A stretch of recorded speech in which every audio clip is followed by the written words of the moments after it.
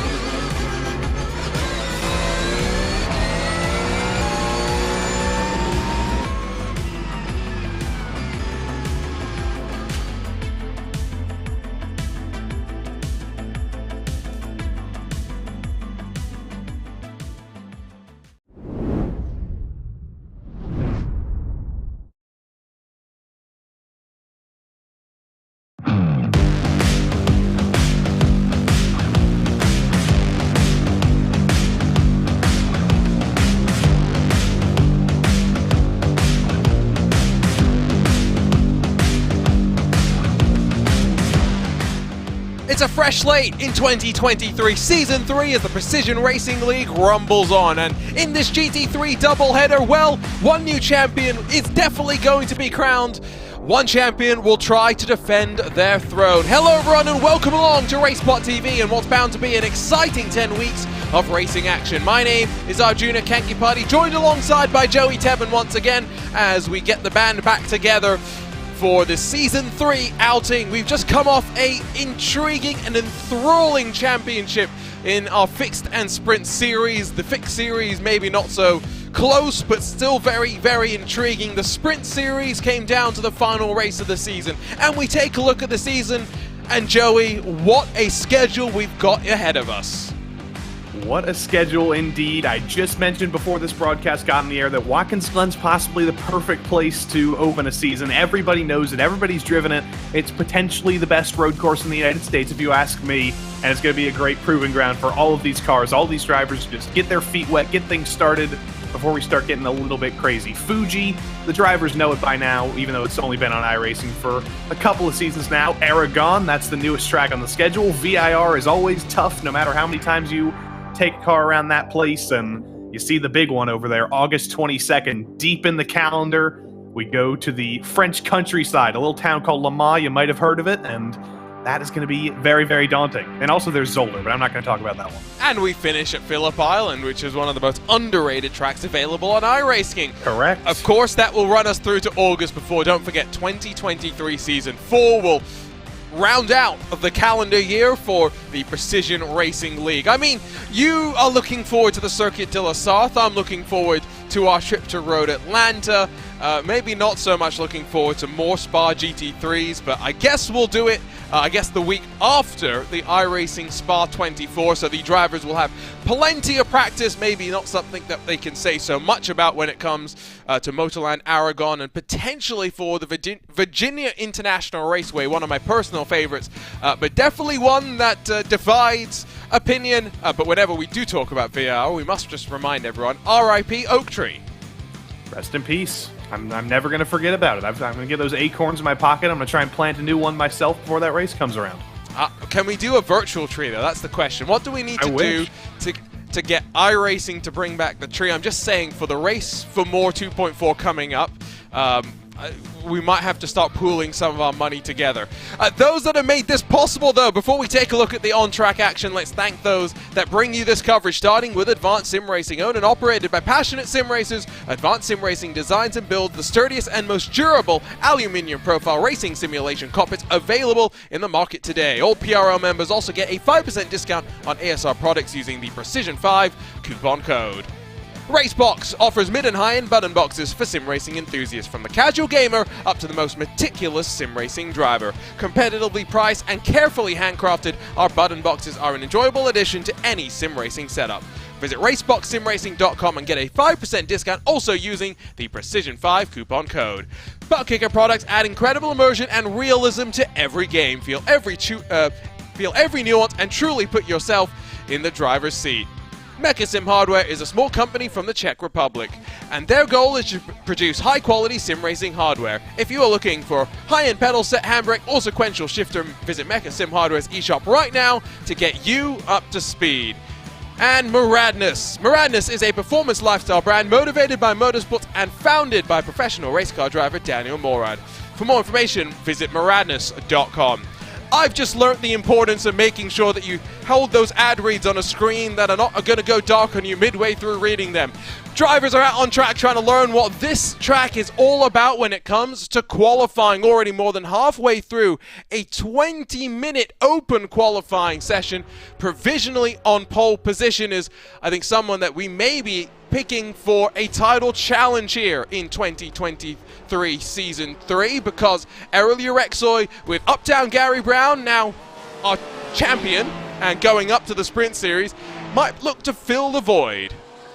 If you look a little bit deeper into upstate New York, you'll see a lot of farms, a lot of Amish communities, and they're going to be doing a lot of stuff with milk. They're going to be skimming the cream off the top of the buckets, and that's basically what happened here over the season break here in the GT3 Fixed Series. Gary Brown moves up to Sprint, Matt Scherf moves up to Sprint, a few other drivers moved up to the Sprint Series, and now you got a bunch of drivers who are left, and they're going to try and fill that power vacuum, a little bit like ricotta cheese, rise to the top.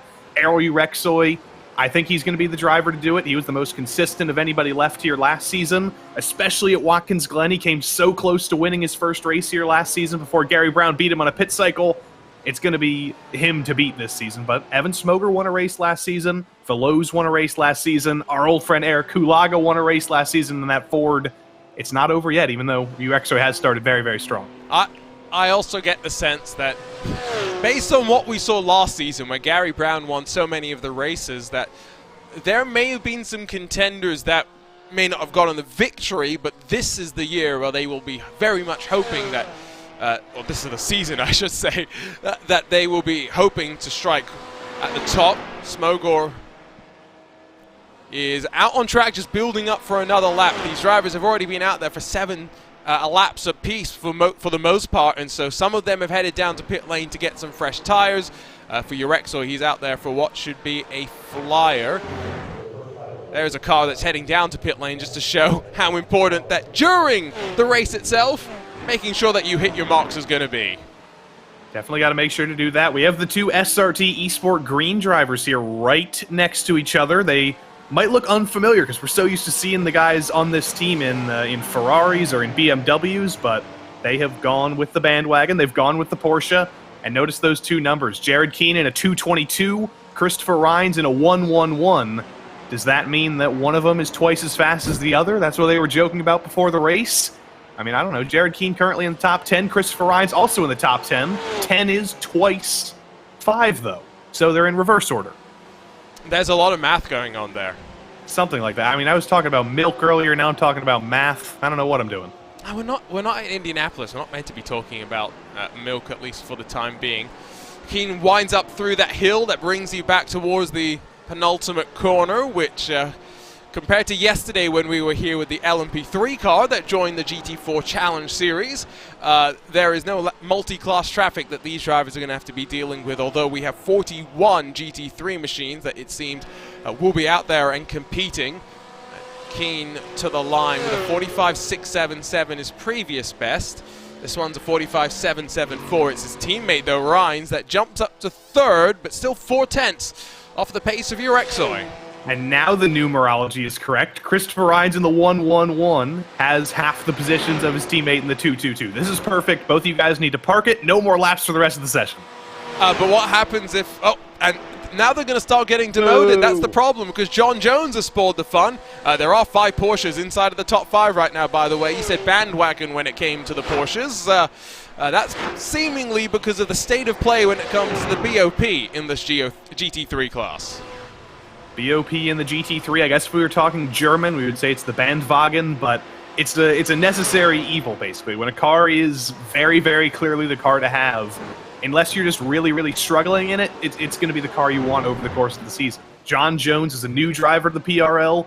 I can't imagine he's a new driver to GT3 driving, but certainly a new driver in this series. And when you're taking on this field for the first time, you don't really want to be in an uncomfortable situation. You want to give yourself the best chance possible, and he's going to join the very, very large field of Porsches this season in what looks to be a Porsche-sponsored Porsche. It's got the same colors.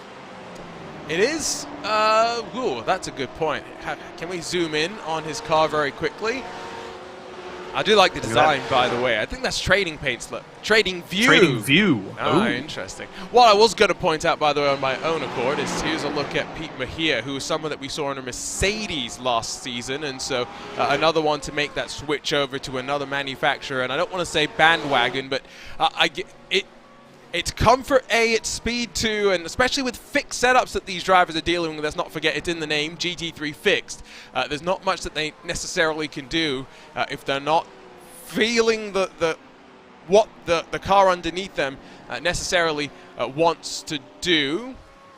Say hello to a couple more drivers. Here's Jeff Carollo, who interestingly has not gone for a Porsche, but has gone for an Audi.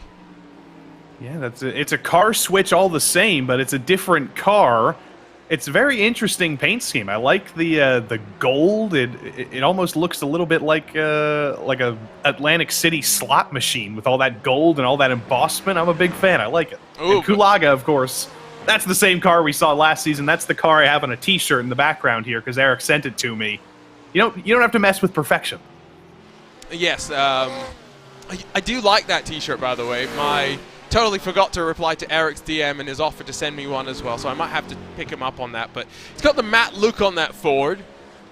We've got Ford in both the fixed and the sprint, and that's what we had last year as well, although it was the fixed series where we saw Kulaga be a little bit stronger. Ray Dominguez up to 4th position, and the gap up to Urexoy is closed. Mejia's within a 10th. Smogor's half a 10th further back. 3/10 now splits the top 5. A lot of new faces this season. That's what we always love in the fixed series. We don't often get new faces in the sprint series. Sometimes we get a couple, but this is kind of the place where drivers like to get their feet wet. They get to start out in GT3s in the PRL. Dominguez is a new name. John Jones is a new name. Go deeper down, Matt Arnold, or Matt Copium Arnold. I don't know if we're calling him that down in 14th. That's a new name. There's a lot of new faces, and that's what we love about the PRL. There's new drivers joining us every season. Fields get bigger and bigger. What I'm going to suggest is if there's some struggles out there on the road for Matt Copium Arnold, we are going to get the puns out. I mean, it's obvious. It's the only thing you can do. It is so obvious. 45 seconds left in qualifying. Drivers in this open session can finish the lap that they're on when they come to the line. Angelo Velosa is setting up, and he will start what will be his final flying attempt, as he's got a Porsche behind him trying to feed some of that draft as well.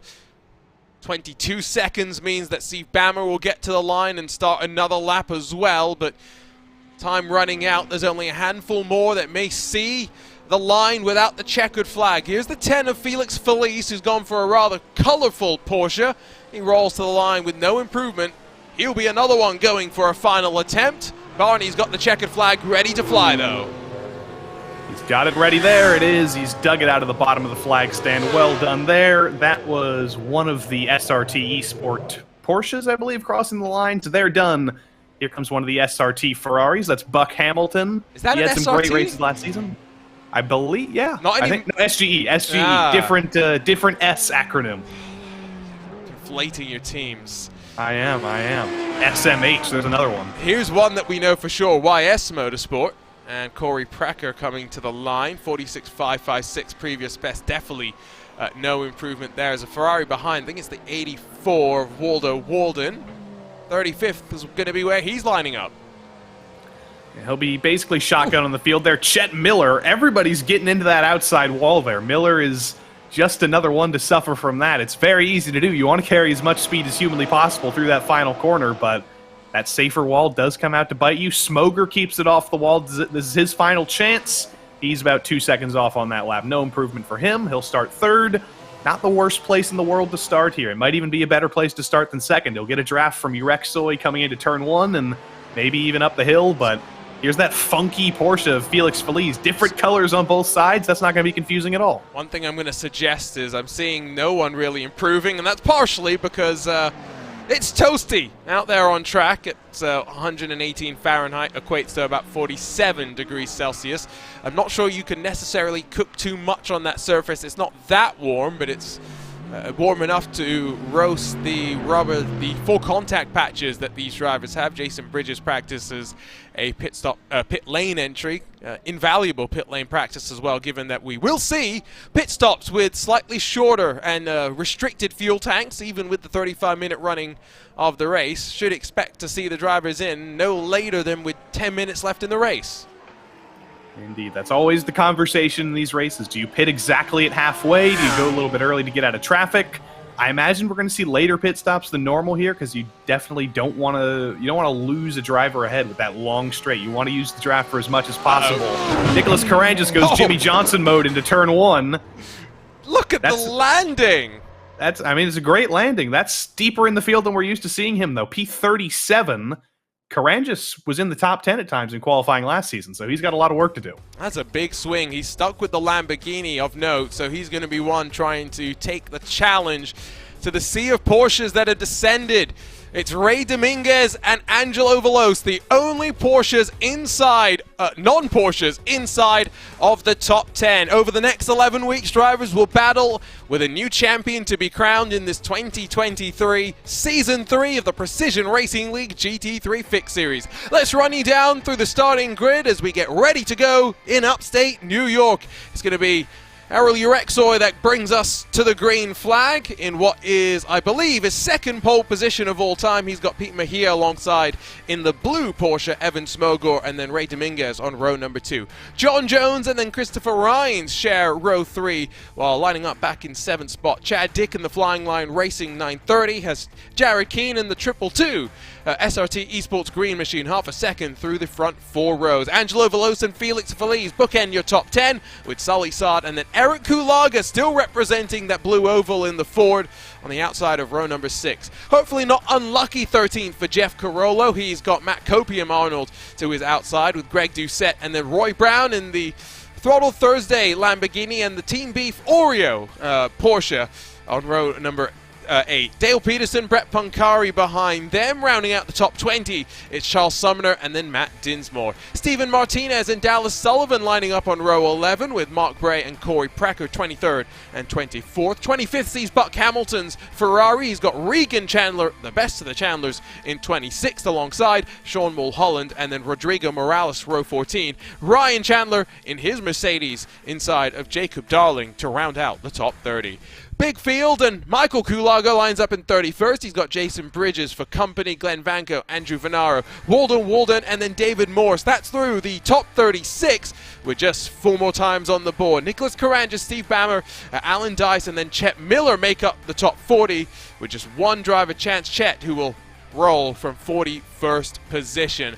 That was a lot of drivers, and seemingly we still have plenty of time to fill because the field is lined up on the main straightaway and getting ready to go for what is a full pace lap. And so, Joey, we've got plenty of time to talk about the season, to talk about our expectations. Expectations up front. Things are a little bit more questionable than they were earlier in qualifying because Pete Mejia got up to within a tenth of a second in qualifying of Errol Urexoy. Smoger did as well, so it's not looking like a dominant race for Urexoy anymore. He's going to have some great challenges here. It's going to be even harder to win his first race than he originally thought it was. And it's also the first round of the season. No matter where you go, no matter what track the first round of the season happens at, there's always those first lap of the season jitters. There's always those first race of the season jitters. Mistakes always happen, and this is not a place where you can usually make a lot of mistakes without being heavily punished. You can spin in turn 1, you're going to lose a lot of time, though. That is a fantastic camera shot through the Armco up through the top of the S's. I'm hoping that we don't have to use that camera shot to try and look through some incidents, but this bus stop chicane is also always a fascinating one, given that there's a big bump on the inside. Does mainly affect prototypes. We saw it plenty with the P3 yesterday. As ever, don't forget, by the way, that we'll get looked on board with a variety of the drivers. You see Ryan Chandler grabbing a quick swig of water before he gets ready to go. Ignore Jay Steffi with a Porsche background, and he's not racing just yet. Ray Dominguez is apparently in a Safari in the top left. That is the most interesting background that I've ever seen. That is the best background anybody's ever done. That's Corey Precker, by the way, in the top right. If I'm putting the L's up to get my directions correct. He looks to be in a much more open room. I wonder if he's moved to the basement. Then bottom left is Brett Punkari. Bottom right is Reagan Chandler? Yep. Okay, I'm glad I got them right. And everybody else you see, they're coming up a little bit later in the sprint series. But Ray Dominguez, that's the best zoom I think we've ever seen. I can't stop looking at it. It's incredible. I think we are very impressed. But I'm curious about the fact that he has gone for what seems to be like a luxury sort of a seat background. Who was it? It's Jarno Leskinen, who drives for Williams Esports in rallycross cars a lot of the time. And his background is just a picture of like his iRacing car backwards. So it's like the cockpit of the iRacing car, which is really smart when you think about it, but Dominguez is up there as well. Always good to have a look through at the drivers. I'm hesitant to ask for a championship prediction right now, Joey, but I'm going to make you do it, so go for it. Urexoy. You think so? You're not going to commentate us curse him right here.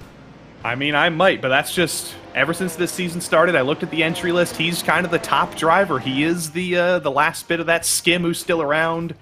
I think it's going to be him, but Mejia and Smoger and Kulaga and Chad Dick and the whole gang, they're going to try and prove me wrong as much as possible.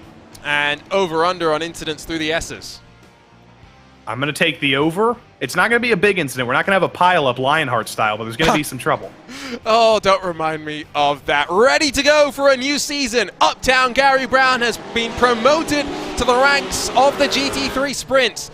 We're ready to go for a new season of the GT3 Fix Series, and the drivers make their way down into the 90 for the very first time, side by side further back, but Errol Urexoy has streaked away at the front. He'll begin the climb through 100 feet of elevation. It's a Porsche swarm, some BMWs, some Mercedes, some Ferraris mixed in and amongst there, but up through the S's for the very first time. The top 10 get through safely. Looks like everybody's gotten safely through the S's, thankfully. Very well done by everybody, giving each other room, not causing any trouble. By the bus stop here, lap 1, this place is always tough, and it's especially tough on lap 1, running side by side through here for the first time. No contact yet as everybody files through. Somebody's off in the middle of the bus stop, taking the grass through. I think that's one of the YS Motorsports drivers, but other than that, dead clean on lap 1. Maybe Sean Mulholland, I believe, as Eric Kulaga, big send down the inside as they work through the toe of the boot. He is able to grab 11 spot away from Jared Keane, who has been absolutely swarmed on the start. He is down to 12 spot, dropped 4 places on the start, but outside of Sean Mulholland, nice, tidy, clean start. 35 minutes put onto the clock, probably maybe 19, 20 laps. Single file inside of the top 15 or so now, sent down the inside by Greg Doucette. And that was Sean Mulholland, by the way, in the bus stop, and he's taking the Mulholland drive back to pit lane. He's got a toe back. That's a bad start to his season already, unfortunately, but look at this. Greg Doucette versus seemingly a Barney Porsche or a Grimace Porsche, if we want to be more relevant. That is a very, very bright entry. Doucette's going to have to keep staring at that purple, though. End of lap 1, Urexoy 1.2 seconds clear, and it was the breakaway on the start that allowed him to get the jump. Mejia, Smogor, Dominguez, and Jones. No changes inside of the top 5. Behind them looked like Angelo Veloso going a little bit defensive to Felix Felice as they cycle their way up through that hill once again. And as they do so, let's take a look at what happened to Sean Mulholland as the RaceSpotTV replay machine makes its very first appearance. That's an early bang into the wall as well. I think he was just trying to be careful. He was trying to back off, just make it through the corner, but I don't think Andrew Venaro behind him was expecting that to happen. And it was just a little bit of a punt. I believe that is Andrew Venaro in that that blue Ferrari. Oh, no, it wasn't Venaro. It was the driver ahead of him, actually. He was trying to pull out of line. It was Chandler too late into the back of Mulholland. Venaro in his home race. He's been cleared of any wrongdoing, but whoever that was, just a little bit of a punt into the bus stop. It may have been Ryan Chandler. I'm not 100% sure. We will try and get some confirmation, some sense further back, but really inside of the top 20 now. They are just playing the fuel mileage game. Jason Bridges has been turfed off the road as Greg Doucette battles inside here. Ooh, that Mercedes is going nowhere soon. 34 looping it there. That's the ankle of the boot, the inner ankle of the boot, whatever that's officially called. Jason Bridges looping it side by side here, though. Into the heel. It's a very difficult place to make a move. It's a difficult place to defend on the outside, but the 82 doing its best to defend that move. In the inside now here, the final corner of the boot, even more difficult. It's basically a plateau, and Michael Kulaga does hang on. Great defense from him to fight back. Really intriguing fight that but it's not over yet. Are watching back here, and it's coming at the expense of their gap to Andrew Venaro. Speaking of that incident that we were watching slightly earlier, here's the replay on board because I think we are about... Oh! Bonk. Bonk indeed. I mean, it's obviously the fault of the driver behind, but that's so easy to do, especially on lap 1, especially if you don't quite have your depth perception right, if you don't quite know the limits of your car. That just comes with more laps of the car, I guess. Got to do a little bit more practice there. But Matt Copium-Arnold in the bright purple Porsche, still holding back an absolute train here, and it's just incredible to see a solid colored Porsche. Even the number board is colored purple. It's all purple. Yeah, it is a very purple machine. Dominguez going the long way around Evan Smogor there, but not getting past. 2.2 seconds the margin up front. Errol Urexoy being allowed to break away. A dangerous proposition at Watkins Glen, where draft can be so important, but Urexoy has had his share of mistakes in the past. Did not enjoy a Monday night last night with the P3 GT4 machines. See if he feels a little bit more comfortable with that Porsche. If you are Smogor Dominguez, do you maybe think about just saving some fuel? I'm putting the question to you, Joey, because my answer is probably no, given how stacked up the rest of the field is behind. I mean, you can think about saving fuel if you're Evan Smogor right now, but that's not even going to help you that much. There's a 2.2 second gap up to Urexoy. He could be drinking fuel. He could be absolutely guzzling fuel right now, and even then, he's not going to lose 2 seconds over the course of the pit cycle and lose that lead. So what you really need to be doing right now is maximizing your pace, going as fast as humanly possible, trying to put those qualifying laps in to keep that gap as small as possible once the pit cycle comes around. And honestly, just hoping for a mistake from Urexoy or hoping that the pace drops off up front, because the field's stratified quite a bit. You're not going to find much clean track if you go off strategy. Here's Jared Keane and Roy Brown going door to door on the entry in towards that bus stop. Inside line prevails for Brown in the I was going to say in the Porsche, but that doesn't actually describe very much in this field, and I get the sense it will probably be something similar in the GT3 Sprint Series. Really hanging the car on the edge of adhesion through that outer loop, back up towards second spot where Mejia not just holding up second, holding up Smogor as Dominguez up the inside provokes a bit of contact. John Jones will try and take advantage. Almost three abreast for a moment. Jones sweeps up to a podium spot. Dominguez has to watch as Chad Dick slides to his inside. This is crazy racing in the middle of the field. This is exactly, or not the middle of the field, the top of the field, as they're arguing even more. Dominguez comes together with Chad Dick. Incredible not to get into the wall harder than that. He's eventually going to have a little bit of a tap there, but I think that was the only wall hit he had. He's going to fall out of the top 20, but there was quite an argument in the runoff area there after I think he was a little bit unhappy with the way Evan Smogor tried to clear himself on his nose, or the other way around. Just a little bit of a car argument there, and those never end well. A cargument, you could say. Indeed. We'll see how, I think it probably unfolded slightly earlier. So let's take a look here. Smogor, jinks back, and that's an aggressive cutback as well. Mejia is wise to it and gives him just enough racing room, but then has the overspeed on the exit, able to ramp off the corner a little bit better. Dominguez up the inside, and this is where I think it starts to get physical. Dominguez tries to run himself out a little bit wide, and John Jones up the inside to a good advantage. It was Dominguez just letting the car wash out a little bit too much, and then now through the heel of the boot, it's Dominguez versus Chad Dick, I believe. Then on the runoff, just Dominguez isn't really given room to get back on the track. You can't really blame Dominguez for that one. He was to the outside of the 930 there, and he just wasn't given a chance to get back on the road. It may have been his fault in the toe of the boot, kind of forcing Evan Smoger off there, but you definitely need to get racing room in return still. Nicholas Carangis, we talked about how he was not necessarily where we expected him to be in qualifying. Well, maybe just not feeling comfortable. That Lamborghini snaps on the inside curb, and then that left front takes a licking. Dominguez has another moment, by the way, of his own. Just right on board. You can see the rear end was never really content, never really stable, and bang, it went. Kabang, indeed. And there is Dominguez, like you mentioned, just saying, you know what, I want to be a part of this replay too. I want to have a little bit of fun through the bus stop. Surprisingly clean opening laps, though. We've had a couple of crashes, a couple of arguments, and yet the only three drivers in the pits right now, Sean Mulholland, Nicholas Carangis, and unfortunately our old NASCAR Truck Series friend Alan Dice. He's run into trouble in the early laps as well. 25 minutes, so 10 minutes burned off the clock.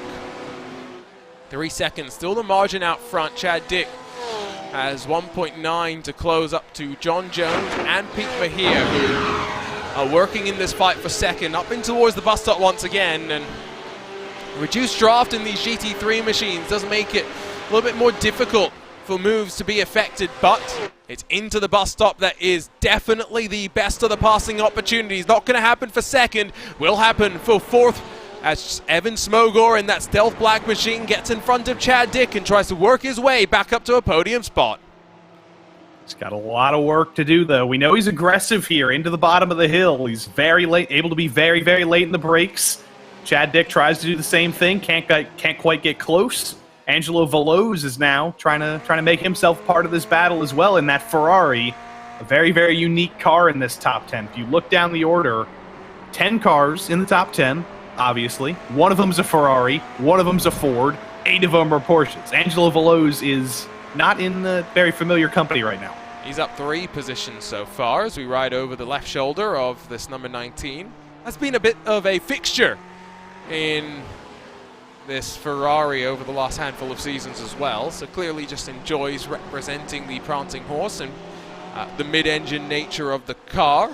And maybe in the future we'll get the Ferrari 296 GT3 to join the fun, especially with its, let's say, prototype-y rear end, which definitely will not be copied in the future as manufacturers find new ways to help their customer teams go out there and win races.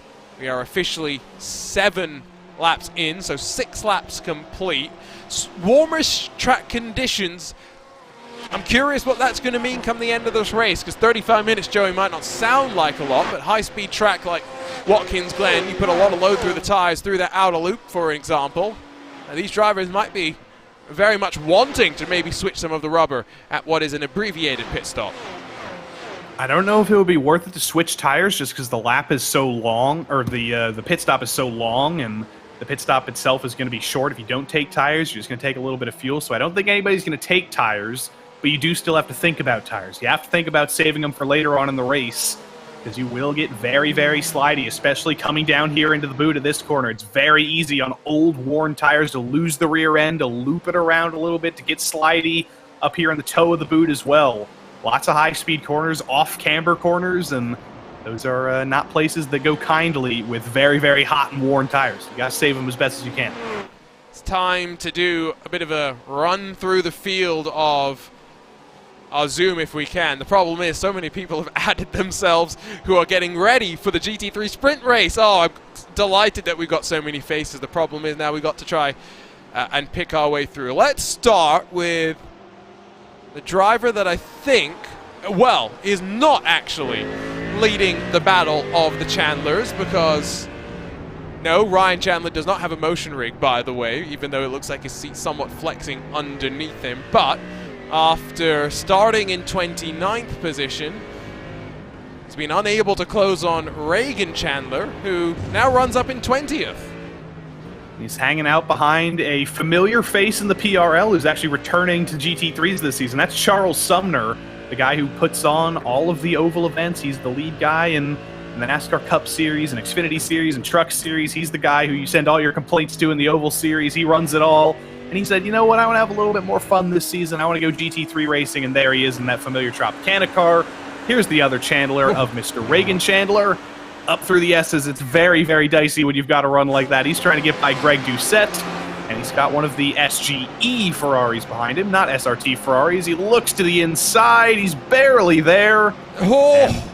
Nope. Greg Doucette's not going to give, and the Ferrari behind panics. I think that's Matt Dinsmore and Buck Hamilton behind that ends up panicking. Corey Precker just there as well, which is great to see, because he's another one that gives us a look on board. But he's one in virtual reality, and like you mentioned, with a slightly different backdrop to maybe what we have become accustomed to. He's currently dealing with the challenge of Dallas Sullivan, but Precker's got the inside, the camber through the corner, should be able to hold on. How about this for a little NASCAR battle in the GT3s? Corey Precker versus Dallas Sullivan. Both of those guys, Corey Precker hasn't won in NASCAR, I don't think, but Dallas Sullivan's won multiple races in that truck series. He's done a great job. He's going to be one of the favorites for the championship this season. Trying his hand at GT3 racing, trying to do a little bit more road course racing, having a little bit of fun, and that's a great battle up here into the top of the boot, and I hope Corey Precker isn't too overheated, because I think his hot water heater's behind him. Oh, that's a good point. That is actually what that probably is. Check back in up towards the front, though, as Mejia now only 2.3 off Urexoy, so keeping the leader honest, and at a time of the race where was just wondering, is the pit stop window about to open? Here's a couple of cars to come on in, not just Steven Martinez, but Michael Kulaga as well. The Vultures are swooping in. Steven Martinez, Michael Kulaga. Both of them were deep enough in the field, I think, that they're going to be able to come out here in clean air. They're going to come out between David Morse and Jason Bridges, so they're not going to have to worry about traffic. They can just run some laps of their own. That's a strategy that works if you are in the middle of the field. If you're in one of those tight packs of drivers, if you're in one of those massive battles, you can kind of back out and get some clean track. It's just if you're up at the head of the field, if you're the likes of Urexoy, Mejia, even Chad Dick here, you're going to come out in traffic if you pit this early, so you've got to just extend it for as long as possible until clean track comes around. Great shot through the toe as Urexoy exits up on your left, still trying to build his margin up. Plenty of the stragglers behind, and margins now have been accumulated by virtue of the fighting and some of the incidents that we have seen as well. This through the heel as they swoop their way up towards that hill section. Off camber here as well. It's so awkward as you crest over the top, and it always wants to run you into that outside curb. And we've seen already a couple of tire marks be picked up there if you just about saw that. Chad Dick's been able to build up the margin once again to Veloce in that Ferrari. No one inside of the top 10 peeling off to pit lane. I think it goes to what I was saying earlier, Joey. The track is so busy. The train, while yes separated, hasn't been broken up that much, and even with a short pit lane, not short enough for these drivers to get a pocket of clean air to bounce into. Not at all, and I'm actually kind of a fan of Chad Dick's paint scheme here. I just looked closely at it for the first time. It's very, very relevant for the opening race of the season because we are in the state of New York, and he looks like a black and white cookie. How festive is that? Educate me. What's New York? You don't have black and white cookies on your side of the country? What's a black and white cookie? It's a cookie where one half is painted with black chocolate icing, one half is painted with white icing. It's a New York tradition. It's more of a cake than a cookie. It's sort of a Jaffa cake situation. And, Chad Dick, he's making me hungry. That's a bad thing. It's too early. What do you mean it's too early? It's what, 9 o'clock? Well, it's too early in the broadcast. Fair enough. Dallas Sullivan. Oh no. Loses part of the rear diffuser on the BMW M4 GT3, and I have dragging it. I have a sneaking suspicion that might be related to the curb through the bus stop, or maybe side by side. It's likely one or the other. There's only one way to find out, and that is to spool up a replay. Side by side with a Lamborghini for YS Motorsports in towards the chicane. There was a hip check there, wasn't there? That was Corey Precker who side by side with. I think we have to look at the helicopter cam potentially to see who turned in. Did Sullivan get a little bit of a hop of the curb? He did. Did Precker turn in too much? It's so difficult to run side by side through the bus stop there because of that exact thing.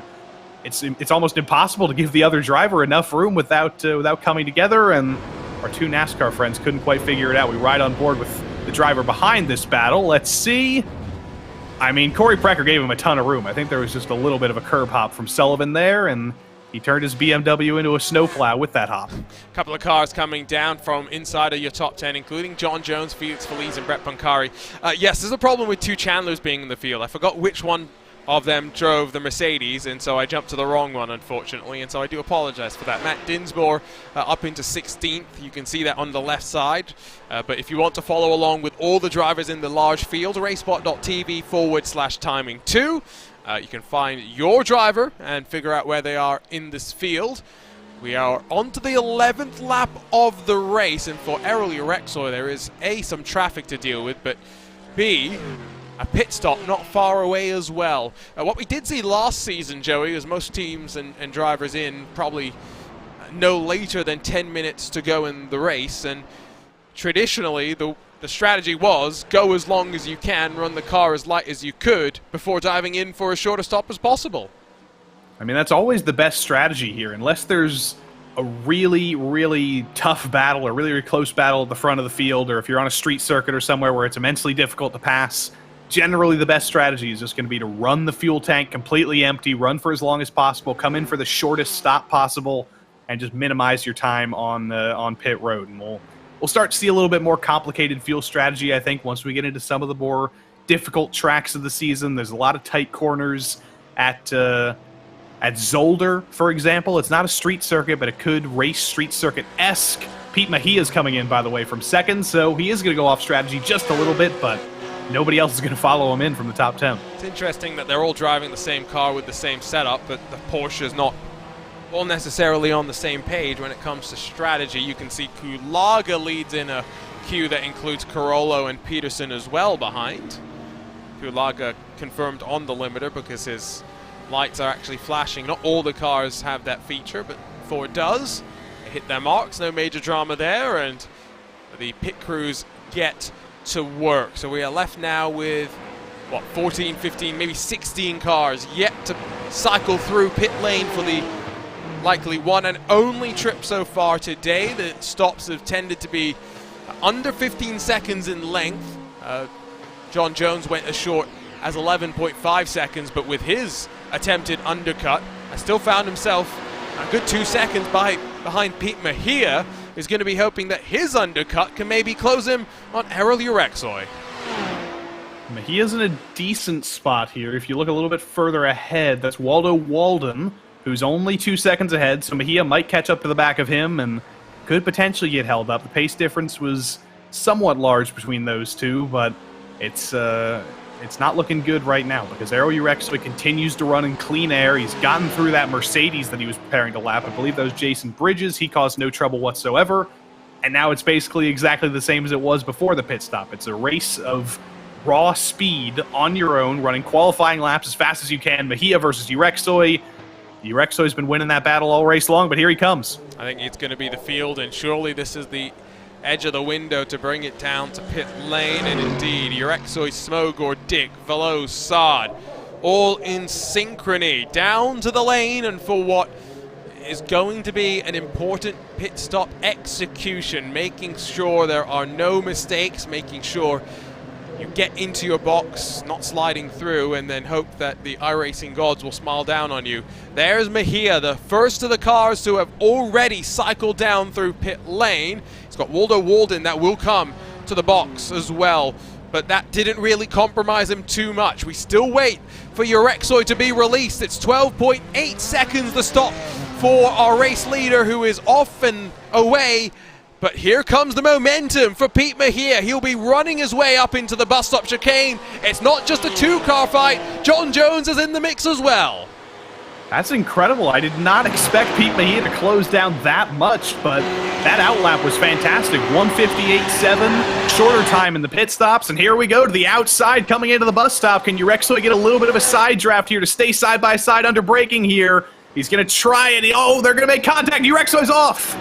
Errol Urexoy could do not much about the bit of contact, but he does a great job to hold on to the car and salvage some points potentially. Still inside of the top 4 net as we get Ray Dominguez out there for a 13th lap. His tires will be screeching in agony, but Errol Urexoy does the important thing with the championship in mind, stays on the road because consistency wins championships. Take a look at the replay and figure out necessarily if there's any blame to be placed, as the PRL driver stewards will take a look in the aftermath. That would be something they need to look at as well. That is a parking lot and a half over at the bus stop. Corey Precker's in there. One of the We Race Esports BMWs involved. I think that may have been somebody. I don't know. Everybody's changing cars. I got to figure out who that is in one of the few BMWs. I think it's Rodrigo Morales. But on the topic of Evan Smoger, or Errol Urexoy, if I can remember his name, I don't think he's going to be happy with P4. You say the championship, consistency is what matters. It does, but that's 2 seasons in a row now that Errol Urexoy had a win for sure in the bag at Watkins Glen, and he lost it after the pit strategy screwed him over. So he's got to figure something else out around here. So no more Watkins Glen. Evan Smogor apparently has exceeded pit lane limit, and which is why he's down on pit lane. That, I mean, how do you even say there's anyone to blame there? It's hard racing. They gave as good as they got. I'm not sure there's many better angles that we're gonna get. Yeah, you can't really place any blame on either driver. It's a little bit of a racing incident, but you do have to think about Errol Urexoy taking a little bit too much speed through there. You see on the lower display, they were side by side again through the bus stop as John Jones tries to challenge Pete Mejia for the lead now. This is not a comfortable lead for Mejia now. John Jones could be the upset here and steal it from everybody. We're going to get a first-time race winner for sure. Question is, which way is it going to go? We're going to have 10 minutes to go. Less than 10 minutes to go when we come around to take the line once again. 14 laps will be complete, estimated 20 still on the cards. So Mejia leads from Jones, Dick, and don't count out Urexoy. He's only 3 seconds off of the race lead. If he's been able to get the tires back underneath him, there is all the chance that he'll be able to slither his way back into contention. Don't forget, at one point in qualifying was more than 3/10 clear of the rest of the field. Jones really putting the pressure on, though, in this hunt up front. Pete Mejia was a new driver last season, joined about halfway in. He's had some great results since then. Driving for a team, by the way, which has had quite a bit of success in iRacing this season. His team PLR SimSport actually won their split of the Daytona 24 earlier this season. He was telling me that beforehand, so trying to live up to that pedigree. But here comes Mr. Jones to the inside to turn 1. He's going to be side by side. I wonder if Mejia's underfueled the car because he was very early on the brakes there, and John Jones takes him to the cleaners on the inside. He could have tried the switchback, but given how tentatively he got on power, it was never really on. Don't necessarily think it's fuel because John Jones 11.5 seconds, a 12.3 for Pete Mejia, and don't forget John Jones came in earliest of them all, so maybe just miscalculating the switchback. Here's side by side though once again, and Errol Urexoy has decided, I don't want to be on the inside, I want to be on the outside. This time he slides on through. Chad Dick down to 4th, Veloce in the mix behind them in 5th as well. It's cost them some ground though now, 2.5 seconds off of your leaders as we head off down to the boot. Defensive from Urexoy there. I think he saw Chad Dick was getting aggressive, wanted to block off a send to the first corner of the boot there, holds him off. Now he's got to start looking forward. That's a 3-second gap up to the lead with 8 minutes to go. I don't think that's insurmountable for Urexoy, but if he's going to close that down, he has to make sure that Chad Dick doesn't get a single other chance at going for that overtake, and he's not pulled such a gap there. Chad Dick's going to take a peek to the inside, actually not quite into the heel of the boot, not going to do it just yet, but if he can stick with him into turn 1, the podium's not off for Chad Dick, and Urexoy's really hoping it is. He doesn't want any challenge from behind. Let's go back and take a look at what happened in through the chicane with the 3 cars that formed a bit of a parking lot on exit. So it's Precker alongside the BMW initially, and as they make contact and spool themselves around. A little bit clumsy across the board, and fortunate not to tangle anyone up in the rejoin either. David Morse then had his little own bit of drama, and I guess it's going to be a solo incident because Porsche by itself flirting with disaster with the grass on the outside, but no, it's the rear end that steps around and the rear engine Porsche. And that's what we always talk about, hot tires, hot track, and late on in the race, that kind of pendulum effect can happen if you take a little bit too much speed into the corner. I feel bad for David Morse that we singled him out like that, because I've done that same thing so many times at this track. It's so easy to do. Look at Angelo Veloz, though, to the outside into the bus stop. Saved it for the last moment. Can't quite get there, though. Not going to force the issue just yet. He's got a few more laps for... He's going to try and do that. Does look as though we're going to hit 20 laps come the end of these 35 minutes. And if you're waiting for the GT3 Sprint Series to take center stage, don't forget that same cars, open setups though, and with 5 extra minutes on the clock, slightly more fuel, but a mandatory pit stop in effect as well. It's not a mandatory pit stop, it's just the fuel is restricted to the point where you better come down for fuel. Dale Peterson passed by Matt Copium Arnold, who hasn't had to cope too badly, with his debut. Qualified 14th, is up to 12, score some solid points here at Watkins Glen if he can hold on. I've got to cope with the colors here. I don't know if my display can support this. Highlighter purple, highlighter yellow with Dale Peterson. I'm really testing my monitor's display here. I feel like we're going to have to get him to bring us some more designs. I mean, it's an interesting color, but you got to give us more. I mean, look at Jeff Carollo's car in front. The Audi's quite interesting. I was looking at it in qualifying and trying to figure out what it was saying on the side. 1mm, that's all I figured out so far. 1mm, that's like an impossible serving size. This is where you need robots. Eric Kulaga down the inside of the asymmetrical Felix Felice Porsche 992. This is where being on the inside sometimes compromises you as you carry that speed all the way up into the bus stop, but even with seemingly a bit of damage on the right front quarter panel of that Ford GT, Kulaga's got enough natural horsepower in the Ford to be able to maybe out-drag the Porsche.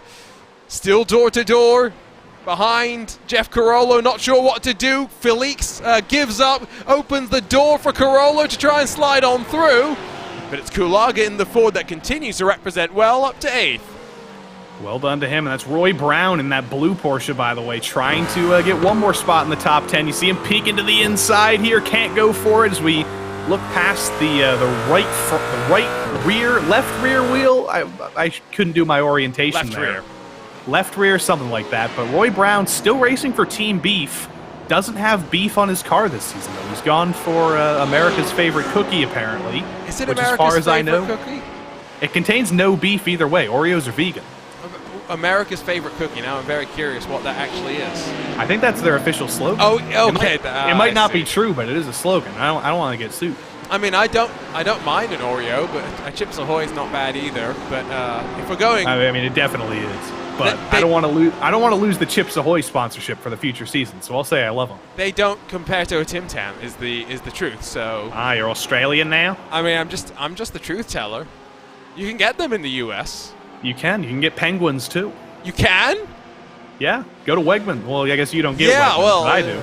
Roy Brown in that Oreo-powered Porsche gets past Felix Felice. Jeff Carollo's going defensive as Arnold tries to squeeze him through the 90, and I think Arnold maybe squeezes himself too much. Peterson's going to be the one that gets the potential double toe as they cycle up the S's on lap 18 out of 20. Almost 3 wide. Dale Peterson's trying to figure out a way to go here, and the road is just entirely blocked ahead of him. Does he go with Arnold? Does he go? He doesn't have to go with anybody because Arnold moves over. Carollo moves over too. They fight each other in the middle of the track. Greg Doucette finds another chicane as well before the bus stop. Amazing avoidance there from Greg Doucette, but my days, usually there are some big crashes. We can't count that as technically through the S's, though. It was after the S's if we're being pedantic about it. So maybe we still got something in store. Here's a look at the replay once again, and from a slightly wider angle, you just see as Carollo slightly comes right as Arnold jinks left. Pretty interesting view that I'm sure Greg Doucette had. Greg Doucette was very happy those positions came to him, and then suddenly he was very unhappy that there was another chicane ahead of him. It's impossible to tell who moved over more there, but Doucette finds the middle just barely, as that wasn't Corolla moving over. That was Corolla with a broken suspension, just trying to get the car stopped at the end there. So Doucette, very heads-up driving, fantastic avoidance, and he does make it through to P12. I guess it was more a case of just not having any semblance of control on the car. You know who does have control on their car? Well, now that Errol Urexoy has got his tires and temperatures under control, he's back on the charge, only, 8/10 off the back of Mejia, under 2 seconds away from your leader. He's going to have 2 laps. I think he's going to run out of time, unfortunately, to get to first, but Urexoy could still get back up to second, and we'll see if there's going to be some more drama in Mejia versus Urexoy Part 2. Side by side, though, here's Sully Saad and Christopher Rhines. Sully Saad back for yet another season in a very familiar paint scheme. It's always easy to differentiate him from the pack, but Christopher Rhines on the inside in the bus stop. This has ended very, very badly before. I think Sully Saad knows the history of the bus stop. He backs out of it, doesn't want to fight there, and they're both going to live another day. But Urexoy can definitely get second here. He can definitely steal this from Mejia. It's going to be very, very difficult to catch Mr. Jones up front, but if he can make quick work of this this move on Mejia, if he can get him maybe in the toe of the boot, or in the heel of the boot, rather, he might have a chance, but it might be too little too late. It might be another squandered chance at a first win for Urexoy. Take some confidence out of this, though. I think that is going to be maybe the more important thing. Don't forget that we make our way to Fuji next. Then a brand new track in the form of Aragon. Going to be interesting how that plays out. Jacob Darling in one of our SRT machines has found dramas down at the bus stop. PC Steve Bammer slide on through, but no harm, no foul, I guess, all things considered. These drivers probably, again, do have some pretty decent laps under their belt, given that this track hosted the most recent iRacing special event, the 6 Hours of the Glen, just this past weekend. And with the white flag in hand, John Jones is just one more trip around Watkins Glen away from a debut victory in the PRL. And I don't think he expected this to happen. He was running third before the pit cycle came around. He likely would have finished third after the pit cycle, but then Mejia and Urexoy got into a little bit of an argument through the bus stop. Jones was right there to take advantage, and that's all you can do. Keep pace with the leaders, keep close, and you're going to be there to take advantage of those mistakes. And he's done exactly that. If he can keep it mistake-free for the rest of the lap. Here comes Urexoy for second, though. He's going to try one more chance into the bus stop, I think, as that is Chad Dick going around finally. I think Dick and Veloz have come to blows, and that's a broken Porsche and a slightly broken Ferrari. Mejia does hold on in the end as they cycle out through the outer loop one final time. Drama on the final lap at Watkins Glen. It's what you expect. Evan Smogor and Glenn Van Gogh don't even make it to the final lap. They tangle through the final corner, coming to the white flag.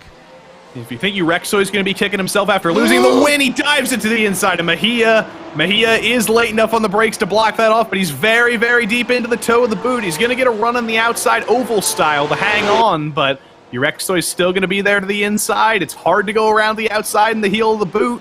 Urexoy's later on the brakes. Mejia's going to go for the switchback. The advantage would have been the runoff on the outside that you can use, but I don't think necessarily Pete Mejia was going to send it. He knew that Errol Urexoy, after the first bit of contact, had charged back up and was not going to be deprived of second. Ultimately, it's the wrong step of the podium if you are in the number 63 camp, at least given the speed that you've seen.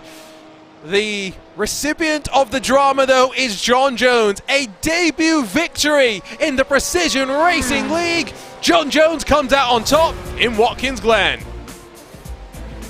Urexoy and then Mejia will complete the rest of the podium before Sully Saad and Christopher Rhines pick up the pieces after Veloz tangles on the final lap of the race with Chad Dick, who had to bring his very tangled Porsche around the entirety of the lap and is continuing to try and figure that out. Dominguez, another person involved in drama. He'll come across the line to salvage a 14th place finish.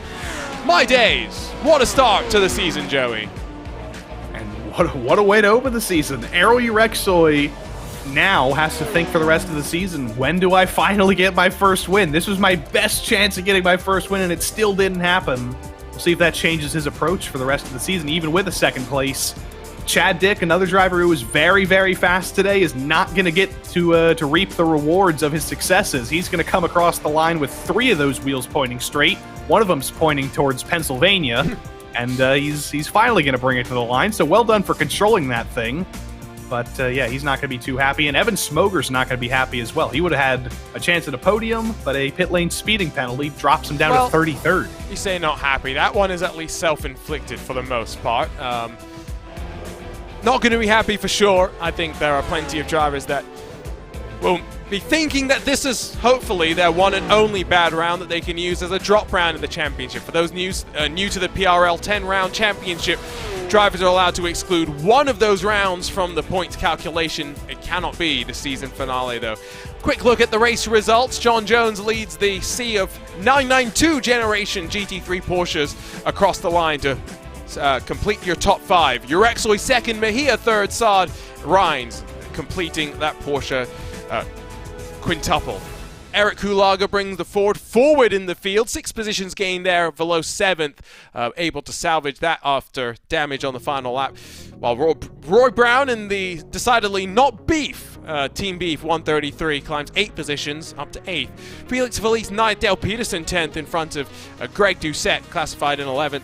Stephen Martinez, Brett Poncari, Ray Dominguez, Reagan Chandler, Matt Dinsmore, Buck Hamilton, Jared Keane, Charles Sumner, and then Michael Kulaga making up the rest of your top 20. Smart Bray in 21st position. Renaro, Walden, Bammer, Morales complete your top 25, with Jacob Darling, and then Ryan Chandler 27th, a full minute off of your race leader. Chad Dick drops to 28th with the damage in front, though, of Chet Miller and David Morse inside of the top 30.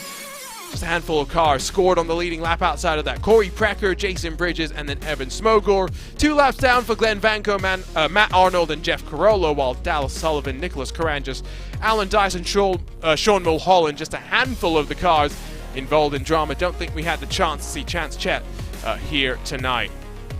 Well, always exciting to have a first round of the season under our belt. Even more exciting when it comes with debut victories.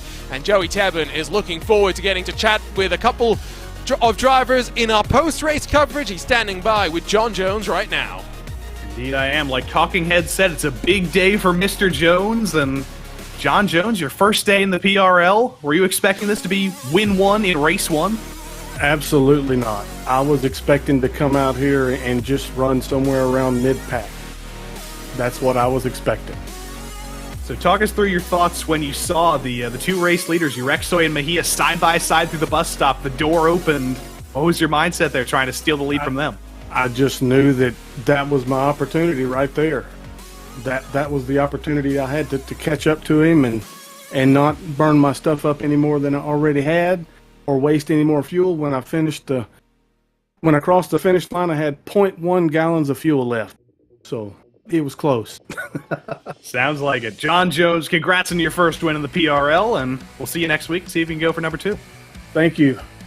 John Jones, P1 today. And unfortunately, yet again in P2, we've got a driver to talk to named Errol Urexoy. Errol, Watkins Glen again. This place must be cursed for you. What happened through the bus stop? I said it last time, boys, always a bridesmaid, right? But I got back-to-back poles. And I feel pretty good about the race, saving that second place after a little bit of excitement there in the bus stop with old Pete. Yeah, it sounds like you still got the confidence, though. So 9 weeks to go in the season. You've definitely come into this season as maybe one of the favorites. How do you look to the next 9 weeks with some new tracks? How are you going to fight for this championship? This Porsche is really nice. It's really hooked up. And I think the one thing I'm noticing is I'm going to have to figure out some extra tire management. Because the tires were pretty cooked there at the end. I was barely getting through turn 10 at the end. So tire management's going to be something I concentrate on. And then just bringing that pace every week and making them work for it. Errol's going to make him work for it, indeed. Errol Urexoy, P2 today. Always the bridesmaid, like he said. But he'll be the bride one day. One more driver to talk to. It's P3, last driver on the podium. Pete Mejia, again, fighting for the win here. Talk us through what happened with Errol in the bus stop and your speed today. Yeah, I was. I thought I gave him enough room. I didn't know if I was clear or not, and I tried to give him enough room, but I think we got into each other a little bit. And yeah, it was a good battle. I didn't have anything for him at the end. I just started fade. Couldn't keep the pace. Seems like that was the tale of the day. But Pete Mejia, 3rd place here. Arjuna, lots of drivers, like we said, losing those tires, losing that fuel. It was a hot day at Watkins Glen, and it was all falling apart at the end. And I did mention that next up we have 40 minutes instead of 35, and even if the drivers have the ability to dial in a bit more compliance for their tires over the course of the run, definitely still going to be a consideration. Before we focus our attention, though, on all things Watkins Glen once again, it's time to remind ourselves of where we go next. 7 days from today, on the 27th of June, with the coverage starting at 8:30 p.m. Eastern, we make our way over to the land of the rising sun. We go to Fuji, one of the longest main straights in the world. We'll take away the chicane towards the end of the lap, maybe take away a passing opportunity in some ways, but we'll make it a little bit more fast, a little bit more flowing. Indeed, inaccurate B-roll there. Just pretend that those Tech Pro barriers or concrete jersey barriers aren't there. We're going to go straight through there and ignore that chicane. It's going to be very, very fun. It's the better layout of Fuji, in my opinion. And I'm not going to say I'm going to learn Japanese, because I always set myself up for failure in these foreign rounds when I forget to do that. I know, but especially because I expect it. I know one bit of Japanese. Konnichiwa. I mean, I know that scrambled egg is sukramburu eggu. Is it really? It is. I mean, I shouldn't be surprised, I guess, should I? That does make some sense. Let's remind ourselves of that entire schedule as well, because what a schedule it is. Fuji, a week off after that, because July 4th weekend in the US, the time for the drivers to go off and spend some time with their friends and family. We return, though, again to a new track, Aragon before VIR, Spa, Zolder, Road Atlanta, Barcelona, Le Mans, Phillip Island. Boy, am I excited, and it's a good thing for the drivers that I'm here in the commentary booth, because there's absolutely no chance I could get behind the wheel and be a bit of a rolling chicane out on track. I mean, Zolder there in round 6, that's the only time I've ever just rage quitted a PRL race, because I was having such a bad time. I spun multiple times, I wasn't fast. Zolder and I do not get along, so that's why I leave it to the pros there to take that place on. Le Mans is going to be immensely difficult, VIR is going to be immensely difficult. It's a very different schedule than we're used to, with some very, very interesting tracks, and that could reward some drivers who have some certainly stronger tracks. Somebody's really good at Le Mans, for example, they could really upset the field in that race. The fun thing is as well that this is a shared schedule across of both the GT3 Fix and the GT3 Sprint Series. So what's on screen is not just for the drivers driving Fix setup cars, it's the same for those that will be able to dial in a little bit more comfort, a little bit more speed into what machines they'll bring with them out to the track. GT3 Fix sees a new race winner. Are we about to see the same as a new season of the Precision Racing League GT3 Sprint Series is around the corner? We're back at Watkins Glen. We bring the same GT3 machines, and now we're about to see if Abner Acosta is going to be able to hold on to his championship after it came down to the wire in 2023 Season 2. The Tire Whisperer returns to defend his throne. It's not going to be easy. Uptown Gary Brown has got a promotion. This was a series, though, last year, Joey, where we had no idea who was going to come out on top, mainly because it wasn't winning that got you involved in the championship fight, but being consistent across all 10 rounds. Yeah, Abner Acosta didn't end up winning a race until he was truly a championship contender. Then eventually he did get a win on the board, but he was the champion due to pure consistency. And now he's got, dare I say, the strongest PRL GT3 field in history to come up against, because Vincent Trepanier, multi-time champion in this series, is back. Carl Modoff, the winningest driver in PRL GT3, is back after a season off. Simon Thierry's moved up from GT4. Alessandro Torchio has moved up from GT4 with a little team you may have heard of called Juncos Hollinger Esports. It's going to be a crazy season. It's going to be a lot of fun, that's for sure. Same schedule means same challenges for these drivers, but in the case of Aragon in particular, they're not just trying to get to grips with where the reference points are, where the braking zones are. They've got to figure out what's fast around the track as well. That's always an intriguing challenge in and of itself. We've already seen a race here, but let's take a look at our track map of this Watkins Glen facility. You've got the climb up through the S's after you exit through the 90.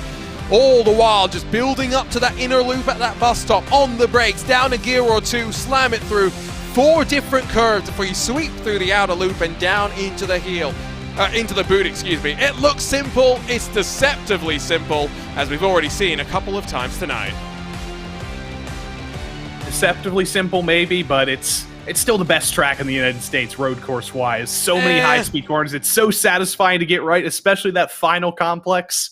It's so much fun. It races so well. I mean, come on. You got Road Americas in there as well. That's number 2. That's number 2. I don't know. You're speaking very highly of Watkins Glen. I'm not saying I disagree that it's fun.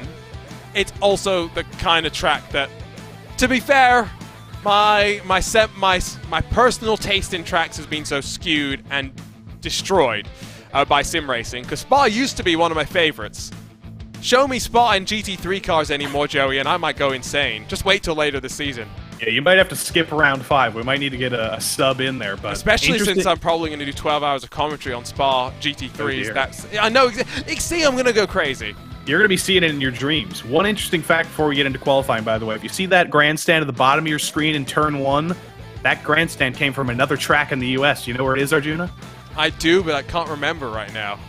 They picked that thing up from Nazareth Speedway, shipped it up to New York, and placed it in turn 1. It's not bad, isn't it? This is the Sir Jackie Stewart grandstand at the penultimate corner as well. Nice little way to view what is a very fast corner, fortunately with no prototype traffic trying to duck and dive either underneath or around the outside, which is a benefit and a boon for these drivers. That's that bus stop that we were talking about.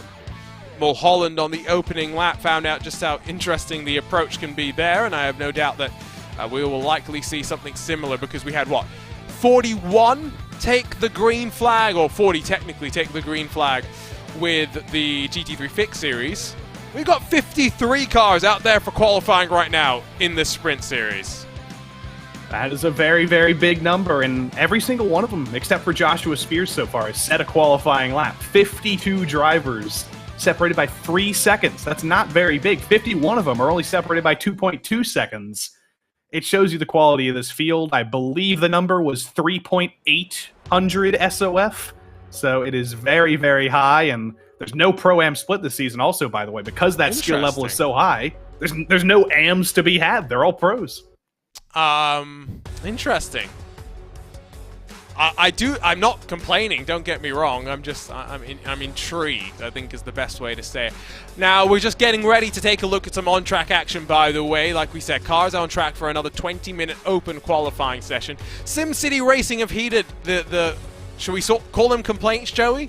Maybe. From yours truly about the... I call them whinges. Whinges, that's a nice way of putting it. The whinges that we've had about how difficult it can be to identify certain paint schemes, and so they, I think, have made our lives a little bit easier. We'll get a look at their brand new paint scheme for the season in just a few moments' time. Like Joey mentioned earlier, new season means us having to figure out who's in what car again, so bear with us. Take us a round or two probably to figure that all out. And while the drivers are out there in qualifying, I did want to cycle back to this moment that a previous GT3 AM champion has had out there on track, Miguel Angel Fonseca. Look at that. That is large. Oh, and he gets a second hit as well. That's not going to be the last time you see that, I don't think. It's going to be especially hot here. We're going to go for 5 minutes longer. Those tires are going to be falling off, and if you just clip that curb barely wrong, whoop, there it goes. Oh, and he doesn't even hit the bundle. He hits the Armco, and then, well, that's a ride I don't want to be a part of. And Miguel's in VR, so he saw every second of that. Yeah, I forgot about that as well. So Miguel Angel Fonseca is down in... Where is he? There's so many drivers, I can't even figure out where people are on this timing screen right now. He's in 34th. 33rd. Is he 33rd or 34th?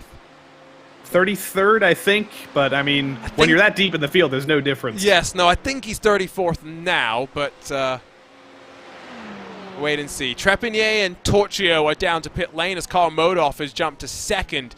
And you guessed it, a Porsche. The first non-Porsche, by the way, is Ted Lowendick in his Ferrari. Now, Ted is someone that we will disturb, but we're not going to disturb him now because the checkered flag is about to fly. And the pressure's on for Ted to get the lap done right now in qualifying. Indeed it is. Now racing for Nick and Ted's excellent adventure, because the Joey Tevin fan club brought them so much bad luck. They're switching things up this season. Ted told me before the race that if we talk to him while he's going through the bus stop, he's probably not going to be able to speak because he's going to be so focused. I consider that a challenge. I'm going to have to make him talk through the bus stop today. 100%. He's going to be my teammate starting tomorrow in the NASCAR Xfinity Series, so I have to make his life as difficult as possible. You definitely do. What we will say as well, there's no background for Mr. Ted. He is going to be inquired as to why that is.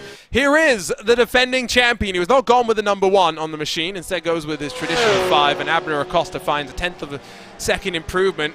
Down in 19th, only good enough to see him jump to 16th. He's going to have plenty of work to do. Here's David Mendonca, who's gone from a BMW to a Porsche, but maybe struggling with that rear-engine nature of the car. He's still down in 42nd with a checkered flag out in qualifying. Once again, no improvements really to the end of the session. Yeah, I probably should have done this beforehand, but I'm trying to count all the PRL champions in this field, and there's a lot of them. Vincent Trepanier, Carl Modoff, Ryan Pucktel, Beckham Jasir, Michael Diaz, that's 5 already. Abner Acosta, 6. Keep going. Nick McLaughlin, 7. Justin Ream, 8. Michael Terrafino, Gary Brown, 10. Wow. Miguel Angel Fonseca, 11. Marquez G down in 51st, 12. So, as these drivers come to the end of qualifying, you did see a puff of smoke, by the way, and if the Matt Scherf fan club has already joined us, turn your attention away for a few moments, because Matt Scherf gets the pit road. I don't know if this pit road entry technically, or if that was him finishing up a flying lap, but whatever it was very, very wrong. Let's see here. Clips the grass coming past the Sir Jackie Stewart grandstand. He might get a telling off from Sir Jackie because of that, because he gets the rear all loose, gets it all heated up, and then loses it through the final corner. I've never done a Jackie Stewart impression, and I don't think this is the time to test it for the first time. No, he almost got hit by a Precision Racing Esports car. I think that was Boris Evander. You saw a bit of the pink for SimCity Racing there. We'll get a better look at that livery once we head down onto the starting grid. Speaking of the starting grid, qualifying 10 seconds left to rumble. I think that means basically done and dusted. It's going to be Vincent Trepanier that will bring us to the green flag as we get ready to go with not 41 machines here in Watkins Glen. Instead, we've got 53 machines, excuse me, that will get stacked up and lined up for a full pace lap before we go racing for another 40 minutes of action here in the Precision Racing League GT3 Sprint Series. Second part of the doubleheader ready to go. Let's take you down through the starting grid. And so it's the Advanced Motorsports 187 of Trepanier that will bring us to the green. He's got Carl Modoff for company, while Alessandro Torchio brings Hunkos Hollinger to the GT3 Sprint Series alongside Ron Pucktel in the orange SimCity Racing car. Boris Evando 5th, Martin Crisp in the blue SimCity Racing machine on his outside to complete the front 3 rows. Sean Dickinson in the second of the SimCity Racing teams is in the bright green machine. You got Simon Terrio on his outside. Beckham Jasir returns in the fiercely forward number 12. Michael Diaz will round out the top 10. Arnaud Genet has joined forces with SimCity Racing. He'll be in the purple alongside with Scott Kimbrough. Hopefully not unlucky 13th for Nick and Ted's excellent adventure as they depart from the Joey Tebben fan club and hope for some better fortune. Jason Allen also part of SimCity Racing 1, while it's a Precision Racing Esports affair on row number 8. Jeremy Gonsalves alongside defending champion Abner Acosta. Plenty of work for him to do back in the field. Nathan Bartley, and some interesting colours for Precision Racing Esports, has Dominic Olivier on row 9 for company, while Andres Espinosa in the SRT Ferrari sees Emmanuel Santos roll from his right-hand side on row number 10. Fernando Yaquez and then Diego Morales 21st and 22nd position. Nick McLaughlin bringing the red wheels alongside Justin Rem, who was involved in a fun fight last night in the GT4. Scott Rister and then Juan Malagon 25th and 26th, with Ethan Bass not sure how competitive the Ford is going to be over the season. He'll start in 27th, the full second effectively off of the pole position. Quoknin 28th, Michael Terrafino 29th, and then Caven Norris 30th. Still have 23 cars to go or something like that. Fortunately, we got time with the pace car pulling away now for its full pace lap. Gary Brown, our defending GT3 Fixed Series champion, gets promoted to the big boys. He starts on debut in 31st alongside Nicholas Johnson, Kevin Simpson, and then Patrick Vogel 33rd and 34th in front of Jose Lockwood and Miguel Angel Fonseca. 37th for Joshua Spears alongside with Ryan O'Connor, while Noah Anderson and then Corey Hoken complete your top 40. Matcher of David Mendonca, 41st and 42nd, with Alexandre Breton, Justin Delano, Joseph Carnes, Philippe Magnon, Marc-Andre Desjardins, and then Firas Nasser through your front 48. And then we finally get to the final cars. Will Kofi, Nico Sanidakis, Keaton Marchesi, Audi Mercedes. Once again, not in a Mercedes, this time in a Porsche. And then Jay Steffi at the very back of the 53-car grid, with all the drivers setting qualifying lap times. We'll get a look at some of the faces once again. Jay Steffi has the Porsche flag behind, just to remind you what he's driving. Vincent Trepanier, Cavan Norris on the front top row as well. Ryan O'Connor, Ted Lowendick, and then Nick McLaughlin in that middle row, while Kwoknin, Gary Brown, and Arnaud Genet make up the rest of that middle row. I tell you what, it's a pretty good time to let Joey Tebben talk to the fan club very quickly and ask him a little bit ask them why they switched and how the Nick and Ted's excellent adventure has been going. I think it is about time. It's time for Arjuna to catch his breath as well. That was a lot of names there. But Nick McLaughlin, Ted Lowendick, here they are. Of course, it's a very long pace lap at Watkins Glen. You got a lot of time. You might fall asleep, so we're gonna give you guys some stimulation here. We were just saying this is a great time to pull us in so we don't fall asleep. So Ted, P13, that's pretty good. Nick, I don't remember where he qualified. P23. Scroll down a bit more. Scroll down a bit more. Top half of the field. Yeah. You guys have half a pace lap. What are your goals? Do you think top 10s are possible? Don't kill the tires. Wait for the Porsches to kill their tires. Also, don't hit the wall on the entry of the bus stop. Make sure you don't hit that curb on the entry of the bus stop. And then I think you have a good race.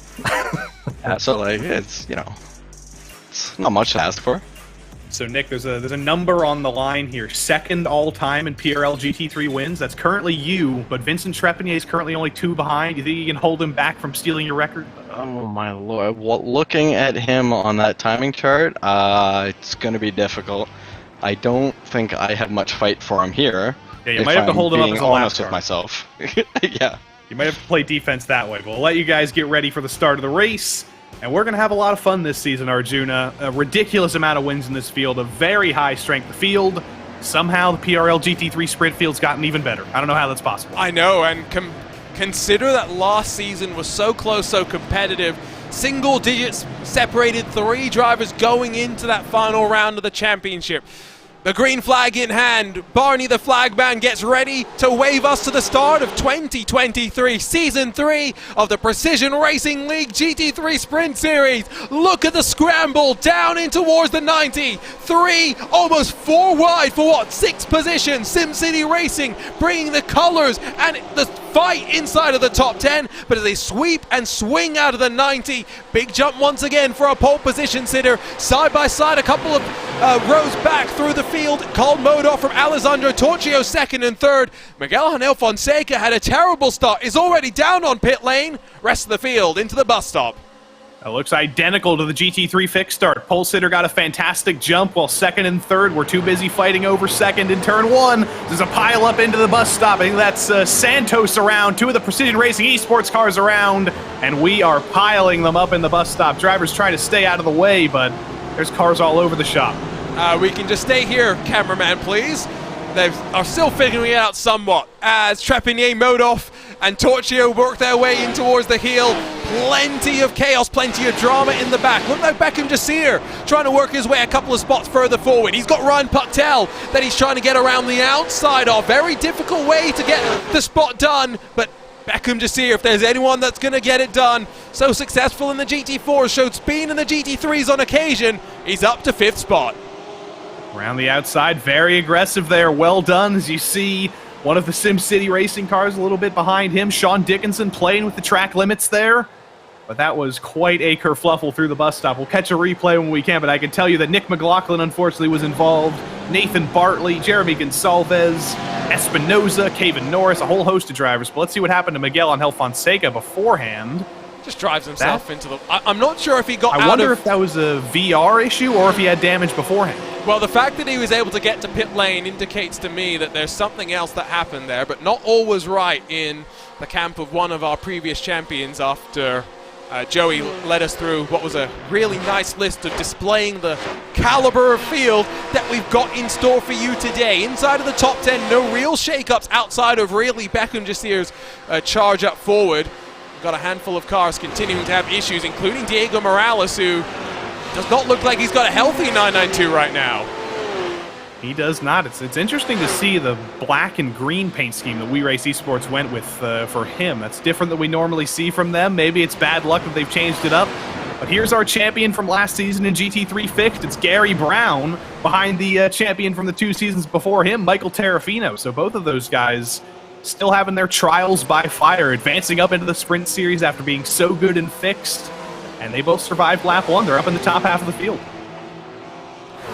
Gary Brown brings some new colors with him as well. Arnaud Genet battles with Simon Terrier. As I think Arnaud Genet ends up tangling with the 20, and on his debut for SimCity Racing, the purple machine ends up in the wall. Oh no, Arnaud. I'm very glad that they kept the purple on that car. I'm glad they kept the colors consistent there at least, but there was a little bit of a tangle, a little bit of grass clip, I think, for Genet there. Bad luck for him, bad start for him. Justin Delano also got into the wall. Jason Allen as well. It's been a little bit more messy on lap 1, but that's understandable in the opening laps with 53 cars. Here we go, by the way. This is what happened to Fonseca. You were right. There was definitely something more that happened there. It wasn't the only bit of drama, though, on the initial start. I think we're going to see Will Kofi get... Yeah. Oh, dear. It's just a bit clumsy. And that's before it got even clumsier, didn't it? Yeah, that was before the green flag. There was just a massive traffic jam there. But here's what happened into the bus stop. That's Santos in that green and yellow car. And then 2 of the Precision Racing Esports cars get backed into the bus stop. Nick McLaughlin in the Ferrari has nowhere to go. And everybody just piles in. Nick Johnston ends up on pit lane because of that. Andres Espinoza, Kevin Norris. Let's watch it again just for fun. I think there was a clip of the grass for Santos coming into the corner, and he just gets fired across the track and collects one of those Precision Racing Esports Porsches. I like how our camera designer has given us a camera angle, which is just basically stay on the bus stop and make sure you can show all the drama, because it's a security cam. Effectively, it might as well just be a CCTV camera. But we don't have to complain about SimCity Racing anymore because they changed the colors. But now we have about 10 Precision Racing Esports Porsches that look exactly the same. So I've got a new target, is what you're saying here. Yes. All right. Well, you have the Precision Racing Esports t-shirt, don't you? Or it's on the way? Yes, I do. Okay, so you're the one with the bias, so it's a good thing there's an objective person in this commentary booth. I'll send Jerome a message. We're already in cahoots with some end-of-season plans, so I'll get into him and be like, hey, can we get some highlights there, please? Oh, look at Ted. Dive from Ted. Oh, big dive as well. He'll get 1. He won't get the 2nd. That's McLaughlin, excuse me. That gets past Will Kofi. Kofi's going to be able to hang it around the outside as they swoop out of 11 in towards 12. Long way around. Risked you being run off into the grass. McLaughlin holds on to 41st position. Can you imagine one of the winningest drivers in the series down in 41st? Emmanuel Santos is heading back to pit lane. Yeah, Santos not having a good time in New York there. But well done by Nick McLaughlin there. I confused their 2 cars as well. They need to do some differentiation as well. You can't have 2 identical cars in the field. We gotta change them up a little bit. Put some highlights on them. Make it easy for us. Take a look at incident through the penultimate corner. It's SimCity Racing's Jason Allen, who doesn't... is there a clip from behind? And, well, there's definitely a clip there with the 22, but was there a little bit of a bump heading into what is a very treacherous corner in these machines? I don't think so. I think it was just high speeds. A Porsche on probably heated up tires in the opening laps, gets a little bit wide, actually clips the curb. There's a little bit of elevation change there. It kind of slopes down a little bit on the outside of the curb, and that just screwed him up a little bit there. Hard into the wall for him. This was Diego Morales, who was already damaged, just taking a trip through the bus stop, trying to stay out of the way there. and then eventually decides, I think, just to take the tow back to pit lane. Here's what happened to Arnaud Genet, the lead driver steward, in an incident of his own. Let's see what happened to him on the exit of the toe of the boot on the outside. Everything's looking good. And then, does he get driven off the track there? It's really hard to tell from the camera angles, so we'll have to spool up another look at it. But outside does have this little bit of asphalt that then narrows on in if you run out a little bit too wide, and so he gets driven out wide, and then I think gets just a helping hand from behind. One more replay to take a look at. It's what happens to Santos through the final corner. That will bring us basically back to live, and just big wiggle, rear end never settled, and interesting that little bit of drama saw him instantly head back to pit lane. Well, I don't know why he didn't just bring it to pit lane in the first place, because remember, he had heavy damage from that kerfluffle in the bus stop. Maybe he couldn't get the car turned. Maybe he physically couldn't get it turned right in pit lane. We're not seeing a breakaway this race, while Errol Rexoy in the fixed series was able to open up a bit of a margin. Trepigny being held honest, 1 second back to Modov. Torchio and Ovando in the chase as well. Keep an eye on them. Genet gets past Kwok-Nin, by the way, so the recovery drive continues. Kwok-Nin, another one of those drivers that often races in virtual reality, has switched his way on over to this 992. Kwok-Nin, also a driver who seemingly always stays out of trouble. We had a pile up at the bus stop, and Kwok-Nin has absolutely nothing to do with it, makes it through with no trouble whatsoever, and he's got a top 20 for his efforts for Vaporworks Esports, one of the now longest running teams in the PRL. They've been around forever, and that old Rexy nose that we see on so many Porsches now, it's intimidating Arnaud Genet. Yeah, got a complaint for Arnaud, by the way, which is that I appreciate that now his teammates can maybe understand him a little bit more with a better microphone in front of his face. But we can't see his face. I think we might have the same mic on, but I don't know if they designed those differently anywhere. I don't know if all mic arms are the same. Are effectively the same, right? I'm looking at the angles. I got those 3 screws. Maybe we do. You did mention, by the way, that we'd see a couple of the drivers that we saw on the webcams earlier in the fixed race now, and so pink couch has returned for Ryan O'Connor. It's not pink. Apparently, we got told off by his wife. It's not a pink couch. It's a red couch. Oh, I Apparently, forgot. the camera is just is color graded. You can tell I do too many broadcasts, and my mind doesn't work well anymore. I mean, I thought it was pink too, and I don't think color grading is a feature that exists on this webcam. So the red couch looks pink.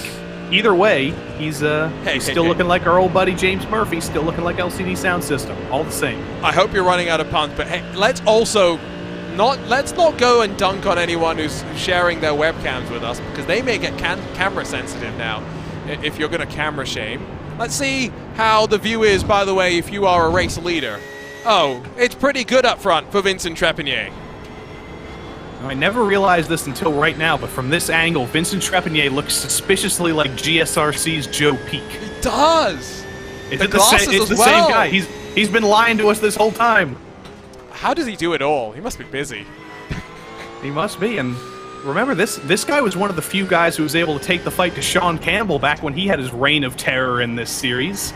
So he's doing everything here. You know the worst part about Sean Campbell? He doesn't even have to be in the car to win.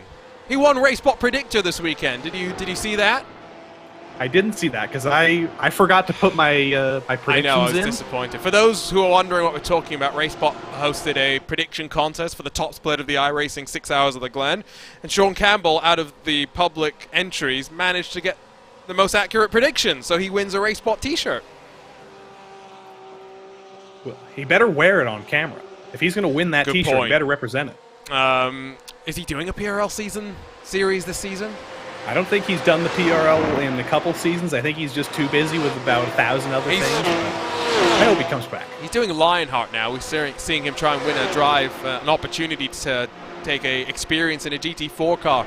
Alessandro Torchio is trying to defend from Boris Ovando, but the defense given up in towards that bus stop, and the Precision Racing Esports driver that did win a race last season, now back up onto a podium spot in through the chicane at the end of the first sector. They go down the hill, trying to chase down Carl Modov. That margin now at 1 full second. Genet and Kwok-Nin not done battling, by the way. You've got Gary Brown, who's caught them as well.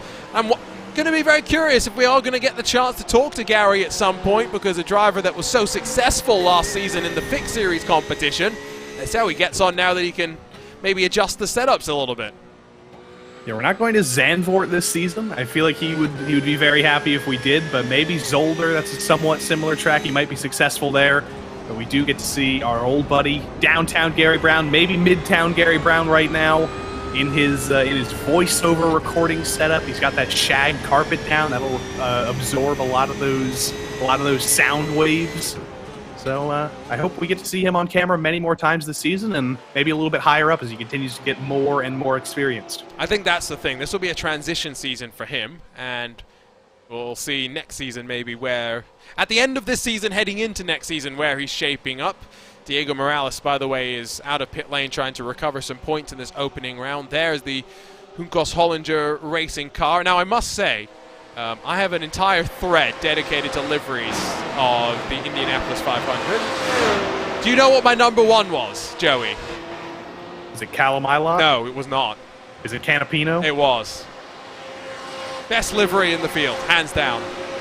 I would have liked to see Torquio go for that, but I don't think he's Argentinian. I believe, if my memory serves me correctly, he's actually from Mexico. What I do know, even if he isn't from Mexico, he is a Mexican motorcycle champion. Wow, motorcycle champion, bringing it to four wheels now. Juan Malagon drops behind Ethan Bass, if you're curious, one of our previous title challengers in the CRT machine. There seems to be something about motorcycles transitioning well, because he's not the only driver that I've heard that of. Uh-oh. There's definitely a few slow cars out of the S's. Nathan Bartley amongst them. Trouble there. I think there might have been some contact between those two cars. I have to spool up a replay when we can. I do have to correct the record. Torquio is from Italy, but he lives in Mexico City now, and he's a champion there. But that is a car argument right there. A car argument. You already said it earlier. I'm going to bring it back. And, yeah, through the S's. You don't normally see it through the S's, but it happened. Can we never bring that back? Because that might have been the worst pun that I've ever come up with.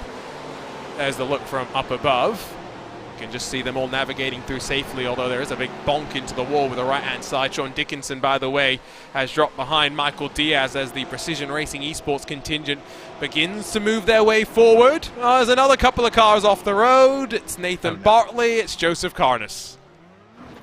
Oh dear. Boy. Joseph Carnes having a little bit of trouble there. I'm hoping that's not a bad start to the week for drivers named Joseph in the PRL. I'm hoping that's not a streak, but... So this is why you should legally change your name to Joey. I should. I mean, I think that's what I'm going to be entered as in the Xfinity Series tomorrow. I don't know if... you're going Xfinity Series. Yeah, I don't know if Joseph Carnes goes by Joe or Joey, but either way, he just got absolutely bonked there. Turned around, didn't really have any damage there, and then in the process of trying to rejoin, he gave himself a lot more damage. Yeah, we've all done that before, that's for sure. Going back to it, Xfinity Series tomorrow, I'll be watching. Don't crash, by the way. I'll try. I mean, where are you racing? Nashville Super Speedway. Will it be Crashville? Will it be Smashville? I hope not. I'm going to be joined by Nick McLaughlin and Ted Lowendick as my teammates. Who are even, well, they're not oval guys. They've joined for some fun, and there's going to be 4 road courses on the schedule, so that's where they're going to shine. Interesting. Which road courses? Chicago Street Circuit. So that's not a road course. I mean, it is course. Close enough. Road America. Okay, so Watkins Glen. And what's the 4th one? Indy Road. That's the 4th one. So also mid. Okay, got it. I like the Indy Road course. It's fun. The Indy Road course is better now that we've nuked those 2 hairpins out of existence, but... Yes. Tony Kanaan, I remember when they designed the new road course, once IndyCar came back, they went to the drivers. They took Tony Kanaan and they were like, hey, can we please redesign this track and make it better? And I think they did a good job. They did a decent job, but I mean... They were working with what they had. SimCity Racing, I'm very happy with the colors, and so I just want to point this out. Commentators are dumb. Yours truly is the best example of that. I still don't know how people trust me to sit in front of this microphone for a couple of hours straight and to keep talking.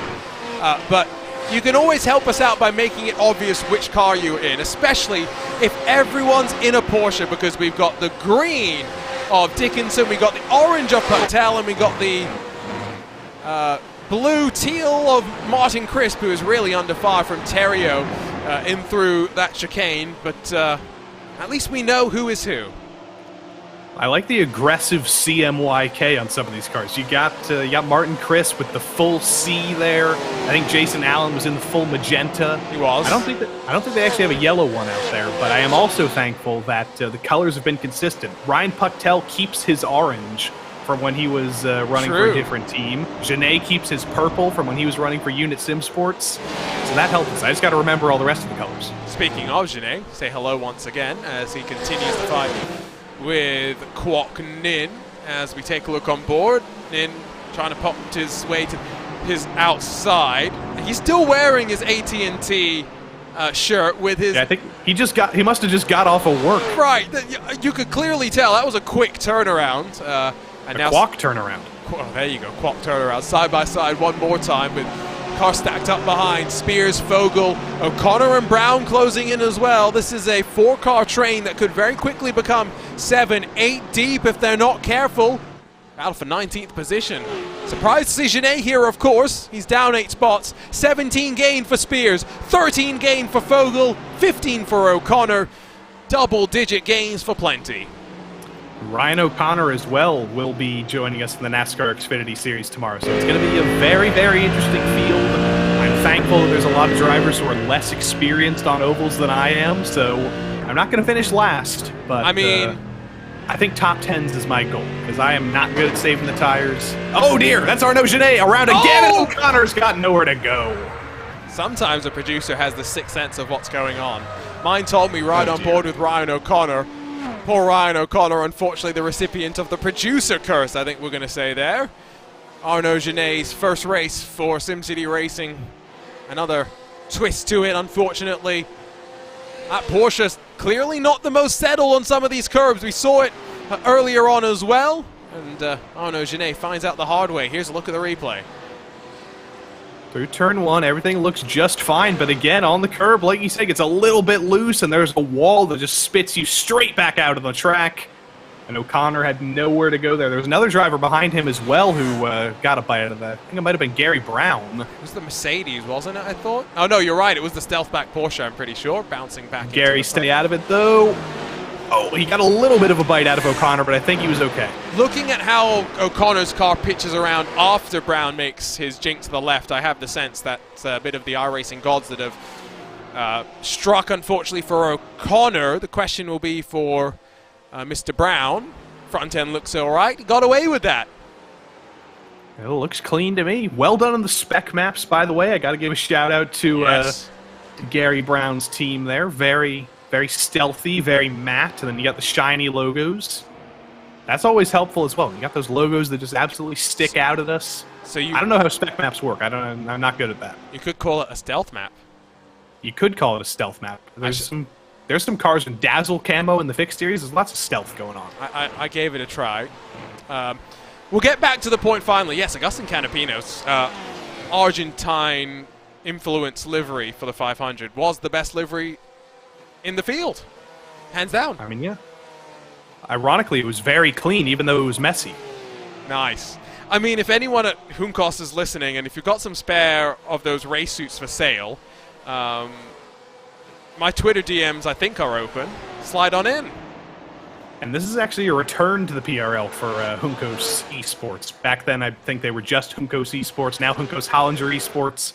Octavio Rondoletto won a PRL Cup championship with them. Then they took a couple seasons off, but now they're back with our old friend, the Mexican Superbike champion. He did tell me the exact series in our forum here. He won the Master Superbike National Championship in Mexico in 2020. Nice. I'm always impressed by those that can take speed on 2 wheels. We're, of course, in the time of the year when inevitably people end up talking about Isle of Man and etc., etc. Yeah, 2 wheels is crazy. 4 wheels is relatively safe, all things considered. We're not want to be. We're not want to be on a bike. I'm not actually allowed to own a motorcycle, you know. You're not allowed to own a motorcycle? No. I would get disowned. I mean, I don't think I'm allowed to own a motorcycle either, just by, like, insurance laws, but why would I? Why would I want to own a motorcycle? I like 4 wheels. I don't know. Maybe... I have an interest in motorcycles. I don't know why. Juan Malagon signals that the pit window is open. He's in as well as Michael Terrafino in that Team Beef BMW, who has, just for good measure, left the wire turned on his iRacing paint. It's back. It has returned. Another one of our previous GT3 fixed champions, isn't he? Indeed, 2 times in a row, and they finally said, "Hey, that's enough, Michael Terrafino. You're getting kicked up a series." He wasn't as dominant as Gary Brown was, though. I think he definitely was in Season 2, at least. I don't remember him winning 6 of the 10 races or whatever it was that we saw from Gary. I think he won more than that, actually. I gotta check this. I gotta check the data here. Is that the season that I then missed on commentary or something? Sounds like it. Maybe. Let's see. Gary Brown won 7 races last season. Michael Terrafino won 6 races in Season 1 and 4 races in Season 4 of 2022. So it wasn't as dominant. Beckham Jasir up the inside of Alessandro Torchio, and the Juncos Hollinger car had started to struggle a little bit, but he looks back to the inside, sweeping up through turn 12. That was a sign that he didn't necessarily want to give up that position, but it comes as, of course, like I mentioned, pit stop window becomes open. Undercut seems quite potent in the Fix Series race. I'm going to be curious if that's the same here. Well, Karl Modolf, just as you say that, he's going to pull off here, so he clearly sees an opening on the track that he can fit through. Hopefully Kwok Nin doesn't occupy that hole in the track now, because he's just gone for a little bit of a loop-de-loop in the heel of the boot. Dickinson's in as well. Jaquez is in as well. Pit cycle's kicking off. We're not quite to halfway yet, but it is all kicking off. It's going to be busy for the next couple of moments. Here's a look at the replay as Kwok Nin was at the inside of one of the other Porsches, one of the many Porsches in the field, and then as he gathers it up, does a good job to time that rejoin pretty nicely. Sean Dickinson can see the car going up on the jacks, indication that they are taking tires. It's going to be a 15.8 second pit stop for Sean Dickinson. If you're wondering where Karl Modolf has emerged, well, it's not in a great spot. Modolf alongside with Anderson, or rather behind Anderson with Alexander Breton just in front. There's a wiggle behind from Kwok Nin. This is not what you need to get the undercut 3 wide into the bus stop. And he backs out of that very, very smartly, even if he was able to outbrake these guys, which I think he might have been able to. He's a lot quicker than the guys he's racing against right now, but that would not have been smart. That would have taken him out. Karl Modolf, a guy who definitely knows about risk-taking. He's actually an instructor at one of those supercar experiences in Las Vegas, so he knows dangerous drivers when he sees them, and he's just trying to stay out of trouble there. Even if these guys are generally safe, you don't want to send it 3 wide. Finally gets past Anderson's in the 27 machine. Kwok Nin will follow. Roy Brown says the wire on Terrafino's car is intentional, give it a bit of that Tron look. Interesting to hear. It's the first time I've actually heard anyone put it on intentionally. Usually it is very much accidental. Kwok Nin once again up the inside of Anderson, or I should say still continuing to be side by side, as previously come into contact with a similarly liveried machine in this now fight for 20th position. It's Mendonca behind that's worked up 20 positions and is proving that slow but steady might win not the race here, but a spot inside of the top 15, if not the top 10. If I was Kwok Nin, I would have come in a lap ago when I had that spin and just minimized my losses, but he's going to continue to stay out. You saw Josh Spears coming in behind, Ethan Bass is in, Mendonca is in, and there's a huge dive from Kwok Nin into turn 1. He's not quite alongside yet, but he is getting aggressive. Look for him in the bus stop, and look for Modolf to try and get by Breton in the bus stop as well. Yeah, I think he's going to have to get through as well, because these are probably lap times that will be frustrating him to no end. He'll set it up to the inside. I don't think that the Unit 6 car is going to offer too much defense, and indeed gets off the throttle, allows the move to flow just that little bit earlier. Nin and Anderson will go door to door in through the chicane, and Kwok Nin holds the inside line in through that carousel, but it's Anderson that carries the momentum on the exit that little bit better. Great fight. Great respect being shown. Kwok Nin finally grabs 18. He grabs it, but I have a feeling it's going to be grabbed back again eventually, because that has just been it's been a switchback this entire time. Anderson's going to have to fall back for the moment, though. The 64, which is one of the SimCity racing cars. Sean Dickinson, very, very close to his old car, that Lamborghini, who just dies out in the middle of the corner. Nikos Sanidakis almost got connected to Sean Dickinson for a moment there, and it comes as, well, most cars into pit lane, but there are a few that extend. Crisp, Terrio, Kimbrough, Acosta, as well as Ted Lowendick will take this race to its 16th lap before they head down to pit lane. The rest of the drivers make their way on in. There are going to be a few changes there, but for the most part, no one really making any mistakes and missing their box. There's Modoff after getting stuck behind in traffic. Trepinet already dropped from the jack, spooling the engine up, and now releasing himself not just from the lane, but the limiter as well. We saw this previously. The undercut ended up working, and it will work once more. Vincent Trepinet will see Carl Modoff bring the Porsche around to grab the net race lead. The undercut cycles through another car here at Watkins Glen. Well, the reason I oohed there, Arjuna, was Vincent Trepinet did have a little bit of an oopsie in his box. He didn't pull forward quite enough. He had to inch just a little bit to actually get in the box. It didn't lose him a lot of time, but it did lose him a couple of tenths. It was 15.2 seconds in the box, 14.3 for Carl Modoff. That's all he needed to close the gap. Look how it stretched out the rest of those behind. Beckham Jasir on the back of Boris Ovando, and then 2.6 seconds back to Alessandro Torchio, who's now going to have to fight with Michael Diaz, one would suspect. Already seen Arnaud Genet's debut for SimCity Racing going poorly. Ryan Pucktel also returns to pit lane on the back of the flatbed, and a second SimCity Racing machine to join Jason Allen, who retired early. Let's take a look at what happened here as well, because I get the sense that it's a big one. If it happens on the back straightaway, it's usually a pretty big one, and that's involving with Justin Rem. And around goes the SimCity Racing car. Rem's into the wall as well, and we get through just about there. I mean, he got absolutely reamed there by Justin Ream. Justin didn't intend to turn him there. I think he was just trying to get in line, get a little bit of the draft, but entirely misjudged that. And one of the most successful drivers in the sorts of Porsche Canada series they do. I think he's won races over there. Porsche's not doing him too well here with turning one of his fellow Porsches. So taking over the net race lead will be Carl Modoff.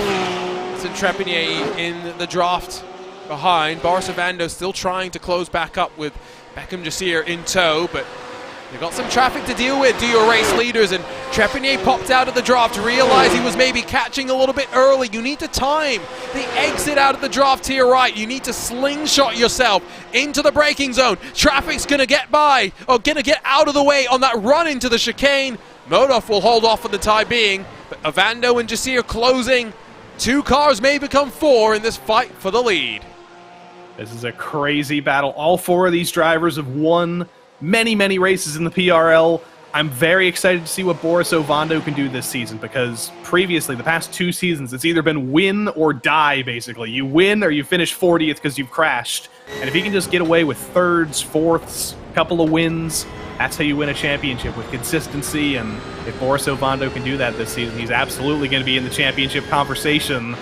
But he's right now hoping that he can go John Jones mode, and the 2 in front of him have a little bit of an oopsie, but these are the two highest I ratings in the field, I believe. Not quite, actually, but definitely 2 of the strongest drivers in the field. They know how to race respectfully. Shape to the inside by Trepinet there behind. Michael Diaz and Alessandro Torchio will go door to door up through into turn 12. The Junkos Hollinger eSports car has to concede ground for the time being. Diaz now 3.7 off the back of what has indeed become 4 cars for the lead. Across the line with less than 15 minutes to go. I think we're in for a solid 8 or so more laps here. It's going to be a sprint to the end. We'll see how it fares out. There's a car that's not where it's meant to be. Nick McLaughlin. It turns out that it wasn't your face that was the only contributing factor to the bad luck. Oh dear. Well, let's ask him to describe what happened in one word. Nick McLaughlin, what happened? Oh, we were not close enough to the terrifying barrier. Not close enough to the terrifying barrier? You either got to be kissing it or nowhere near it, and I was right in the middle. Oh, but they're side by side past the barrier for the lead. Trepinet has to back out of it, but he might have just cut that corner. He might get a slowdown for that. We'll see how it fares out. Sorry to disturb you, Nick, after your misfortune. We'll leave you be once again. Trepinet thought about it for sure, and I think he recognizes with Ovando and Jasir right behind as well, you're going to have to hold on. The one thing that we learned in the 6 hours of the Glen is that with this draft being reduced in these GT3 machines that it's not the easiest to get the move done into the boss stop. When you get your chance, you've got to make sure you take it. And Vincent Trepanier is lucky he didn't cut the bus stop enough to get a slowdown, but he's definitely going to get an incident point for that. I don't think he's going to be playing with the incident limits here. 13 incident points, you get a drive-through in the PRL on the roadside. 17, you get disqualified. I don't think he's going to be anywhere close to that, but you do still have to be careful, especially in turn 1, where there are track limits violations that'll give you a 1x or a slowdown. Got to know the limits of the track, and him and Modov are testing them right now. Oh, and we've already seen a couple of cars run wide up there at turn 12, but they just about keep within the straight and narrow. Beckham just here struggling to hold with them as well. Boris Ovando well and truly latched onto the draft. Jasir in the fiercely forward car, trying to get close enough once again. Trepanier so tantalizingly close at the line. It's the exit here once again where he'll be timing it. He'll be trying to set it up right, hoping he doesn't run too wide to pick up a slowdown there. He definitely did run very wide. I don't think he'll get a slowdown, but he will get a 1x for that. An incident point, and he's going to be in the draft here. Karl Modov coming over the top of the hill. You do have to time it through the S as well. You can't get the run too early and have to check up. He's going to be to the outside again. He might have an inch of a nose ahead coming into the bus stop. He's going to turn in, but he's not able to make the move again. Modov still hangs on, but he's wide. Here comes Trepanier to the outside. Ovando turns Trepanier. Modov couldn't delay his turn in any longer, or rather Trepanier couldn't. Eventually it's the 187 that gets the worst end of the deal. Jasir will grab second. Modov was able to hold on to his machine and hold on to the lead. Quick look at what happened to McLaughlin, then we'll figure out what happened through the bus stop this time. Well, that's a big looping of curb there, and a Ferrari that finds the wall quite easily. That was Ferrari cross right there. That was a big jump, but here is Vincent Trepanier. I don't think he opened the door necessarily for Ovando, but Ovando tried to send it, and there was no door open there, and he just ends up turning around Vincent Trepanier. Will ride on board with Big Boris here, coming into the chicane, a little bit of argy-bargy, a little bit of a kiss between the front two, and then coming into the carousel, Ovando tries to take advantage, and the door's just not open, and there goes Trepanier out of the top 10. Trepanier going to be frustrated with that one, but now it means that it's on Beckham Jasir to close back up. Diaz and Torchio didn't really close enough to get back into full drafting range. It's going to be on the Precision Racing Esports 30 to do the hard work to close back up to the top 3 as they run. It's still 1.5 seconds that separates that podium trio as they work their way up and around to the S's once more, slightly further back. It's no longer a SimCity Racing in fact, it may still be a SimCity Racing trio. No, that's a... I just had to make sure it was a very colorful livery. That is not a SimCity Racing car that Scott Kimbrough is driving. I mean, it certainly looks like it. There's a lot of polygons on there, but not quite. Boris Ovando, by the way, has just gotten by Beckham Jasir for second. He's gotten second place from Beckham. I think there was a mistake from Jasir. Maybe in turn 1, Ovando got a great run. And if these two keep fighting for second, Modov's going to be far more comfortable in the lead, or Ovando might have the speed to catch him. That's a bit of a weird one, because I didn't necessarily think that Ovando was that close. Here's a look at what happens out of turn 1 for them. No real running wide for the fiercely forward car, and so just note how much further back Ovando was compared to Trepanier when we saw some of those duels between Modov and Trepanier earlier. I think that Beckham Jasir just pulls aside and is hoping that Boris Ovando will drag him up to the lead. Well, maybe, or I'm thinking fuel save potentially, but even then, Beckham 14.4 seconds in the box, same lap as Ovando. I don't know. I mean, I assume he's fine, but that was very, very tentative into the bus stop. He might be playing with fire. Remember in the fixed series, we heard John Jones say he was at 0.1 gallons of the line, so these guys might be close as well. That is true. They could have flown a little bit too close to the sun. We will find out. Jason Allen rolls out of pit lane after 32 minutes of damage repair. Very much wanted to bring his car out on track. Should be able to grab a handful of positions, get up to 47th as a result of just grabbing 3-4 laps at the end of this race. So 9 minutes to run, 1.3 the margin still between Modov and Ovando. So with 1 lap after the switch around, Beckham Jasir has dropped backwards, but has not seen Ovando close up towards your race leader. 53 starters. You want to guess how many people are on the lead lap? I'll let you ponder on that for a second and give you the answer. 37. Not bad, all things considered, I'd say, Joey. Yeah, not bad. That's 16 cars off of the lead lap, so that's more than 2/3 of the field still on the lead lap after those first lap jitters, those first round of the season jitters.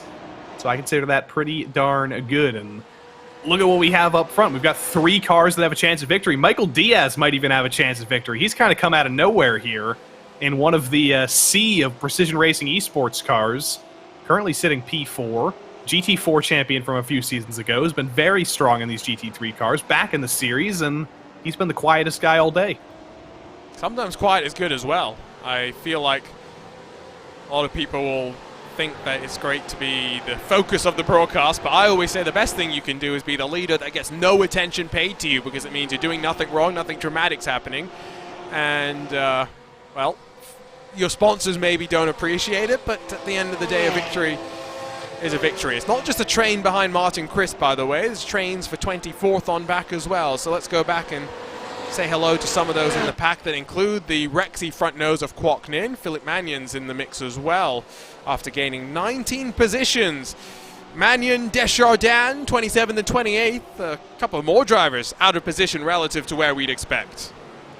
I'm glad that Unit Sim Sports still has a team going, because Arnaud Genet moves over to Sim City. That's one less for the purple cars that we've seen for the past couple of seasons. But Desjardins, Magnon still representing them reasonably well, almost in the top half of the field.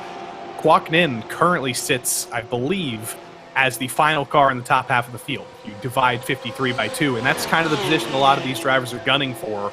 Some of these guys know they don't necessarily have the pace for the win. They just want to be in the top half of the field. It's a great success for them, and right now Kwok's the last one there.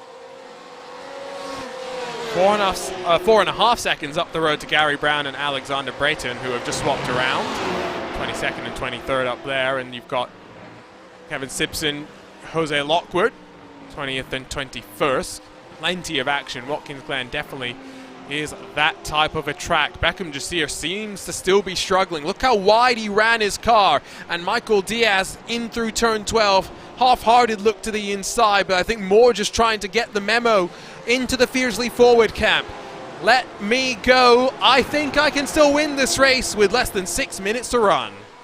Well, his teammate Boris Ovando is absolutely closing the gap down to Karl Modov. It's gone down from 1.2 seconds to 9/10, now to 7/10. Ovando's taken 2/10 a lap off of Modov. He's going to be within draft range this time coming up the hill. Without a shadow of a doubt, and you wonder if Precision Racing Esports have maybe saved a little bit more in their setup tire-wise inside of the top 10. No manufacturer, no car other than this brand new 992 generation Porsche GT3R. Michael Diaz slightly unsettles his car on the inside, curbing up through the very crest of the S's, but not close enough with any sort of overlap to get past Beckham Jasir. One more lap sat behind. It's a very slippery Porsche of Beckham Jasir, very quick in a straight line.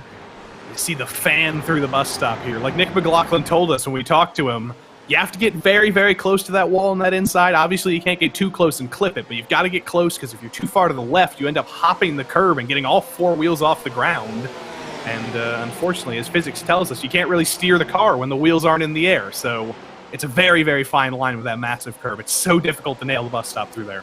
Our defending champion, Abner Acosta, has to watch as to his inside for a moment. Ted Lowendick tried to get to his inside.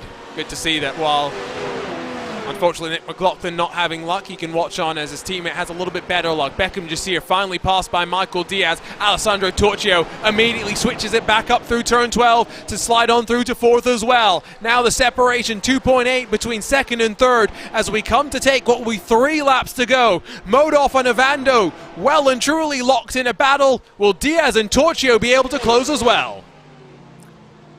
If Modov and Ovando come together, Michael Diaz is in that perfect position, or even if they don't come together, even if they just run side by side through the bus stop, that slows you down so much, and that could very well make this a 3-car battle for the lead. We got the double box up here because there's still quite a battle for 3rd. Torchio might be within draft range of Michael Diaz. He's about 7/10 back, but he's been quick in a straight line too. Beckham Jasir's been quick in a straight line as well. We could see Jasir and Torquio side by side here, I think, for P4, but Diaz is streaking away. I think it's going to be unlikely for the time being. Torquio going to be hoping that he can get his task settled down. No move offered by Ovando initially. Remember, he will have race control, taking a look at the incident with Trepanier come the conclusion of this race. Arnaud Genet, the lead driver steward, will take charge of that process, and we will try and keep you up to date on any post-race penalties come the next time we are live and on air. Acosta has cracked the top 10. Lowendick trying to go the long way around Ontario. Outside switches back to the inside. I think the Ferrari might just make it stick. Oh, he slid it a little bit there. Wasn't able to make the move, but Vincent Trepanier, Simon Theriault, these two are teammates for Advanced Motorsports representing ASR, and Ted Lowendick is in a very, very dicey situation right now. We haven't talked to him all race. We might as well give him a couple of seconds here. Ted Lowendick, you're in an Advanced Sim Racing sandwich right now. What's the pressure like? One. It's a sweaty one. Very, very sweaty. Ted Lowendick's going to be squelching in that seat. We'll drag him out. We'll let him get back to the battle. But that is crazy stuff there. That's the ultimate pressure. 2 more laps to run now, and for Boris Ovando, has done the hard job to actually catch. He saw what Trepanier did in trying to set up the move on Modolf. Will have learnt from those attempts and will now try and figure out how much closer he needs to be heading out of the 90 next time by to realistically have a look, because it's not going to happen on this penultimate lap of the race. It's going to come down to the final lap potentially. Undercut once again has positioned a car in the spot to be able to hold on and defend. It's all going to be determined out on track. Ovando, like I thought, too far behind into the bus stop. 1.5 laps to run. Ovando is not good enough through turn 1 to get the run he needs. That's the frustrating thing, when the driver in front of you gets a run out of the only corner where you can make an overtake, but he's going to try and scare him coming down the hill here. Peeks to the inside. Modolf is a very, very experienced driver, though. He's not going to fall for any of that kind of thing. Ovando might peek to the inside, but Modolf knows he's there. He knows those are just dummies to try and trick him, and he's going to hang on. Got to be careful, though, about opening up any sort of corner with a driver like Ovando behind, because if he can find a hole, he will try and squeeze his way on through, and once the car is alongside, you've got to make sure that you leave it racing room, so just keep that in mind. Back up towards 11 and 12. Take a look there, unfortunately, at an incident that has seen Simon Theriault drop down the order. We saw for Miguel Angel Fonseca, unable to keep it out of the wall. Great car control from Theriault, even with the tire screeching, to hold on to 14th spot. One final lap. It's a 1/10 of a second between Modolf and Ovando. White flag in Watkins Glen. Ovando needs to nail the exit of turn 1 here. Modolf's been great through there. He's going to send the dive into turn 1. Actually, that's not going to be good for his chances up the hill. Sends it in. Ovando doesn't get the run off. Modolf gets the run off. Ovando's going to close up again in the draft here, but he might have used up his chance too early there. Yeah, no, there's no way he's close enough, and so now it comes down to sends into maybe the toe, the heel of the boot. Behind, Torquio has closed back up to within 3/10 of Michael Diaz, but he's also running out of time, running out of laps, running out of distance to make these moves happen, and that's the story up and down through the field. Scott Kimbrough goes on the defensive, does not want to let Abner Acosta through. He'll hold on to 8th. Look at this. Here comes Ovando again, trying to find any way by Karl Modolf. There's definitely places to overtake here in the boot, contrary to popular belief, but Ovando's a little bit too far back through the first corner. Modolf is actually going to defend into the toe of the boot, but here comes Ovando to the outside, going for the switchback. It's definitely not done, and look how close Michael Diaz is. 2 Precision Racing esports drivers may be able to work together, but they're running out of corners in towards the heel of the boot. Ovando's alongside, deep under the brakes, with Modolf trying to use that runoff available to him. He will sweep his momentum through, and surely that's the lead held for Modolf with just 2 more corners to go. There was a slide from Ovando there on the inside, but Modolf pulls over. He's out of fuel. He is out of fuel, I think. Ovando takes the lead. Running to, or flying too close to the sun. Joey has brought it up on multiple occasions, and Karl Modolf will see a 26th victory in the GT3s and the GTEs fly on past. It's Boris Ovando that will see Precision Racing Esports 1 and 2 to the line here in Watkins Glen, but 3 cars split by a half a second. It came down to the wire, it came down to the line, and poor Karl Modov is still trying to find his way to the checkered flag. Vincent Trepanier did beat him to the line. I think he's going to cross in 14th. Yes, he just made it to the line. 14th for Karl Modov, 10th for Vincent Trepanier. I did not expect to say that at the start of this race. The two guys who were dominant in qualifying were running away with this race. Both of them run into their own trouble. And Boris Ovando, somewhat of a controversial win after that contact with Trepanier, but a win's a win all the same, and it's a 1-2 for Precision Racing Esports. That's an important step in that team championship as well, because after SimCity Racing have shown up with just the 2 drivers for so many seasons, they now have shown up with strength in numbers, and the team championship fight definitely going to be one to keep our eye on. Wait for the final cars to come across the line. We're going to look at some race results. We'll grab some post-race reactions with some of your drivers as well. Hopefully get to chat with Boris Ovando, Michael Diaz, and Alessandro Torchio. Poor Karl Modov was hoping that race would have been 1 lap shorter, and ultimately fuel mileage proves to be important. We talk so often about how you want to play out the strategy, when you want to come in. Turned out for Karl Modov, coming in early, trying the undercut. Yes, gave him track position, didn't give him enough fuel to get to the end. It did not, and I would be remiss to mention this. Ethan Bass in the Ford P11. We didn't mention him once all day, but he was just running quietly on his own, found some pace in that Ford, and was 1 position away from the top 10. That's fantastic from Ethan Bass. Great to see the Ford continue in both the Fixed and the Sprint series. Here's a look at those race results, and you'll see there's a lot of Porsches and not much else. But 1 Ferrari does indeed crack the top 10. Ovando, Diaz, Torchio, the podium. Again, half a second splits them.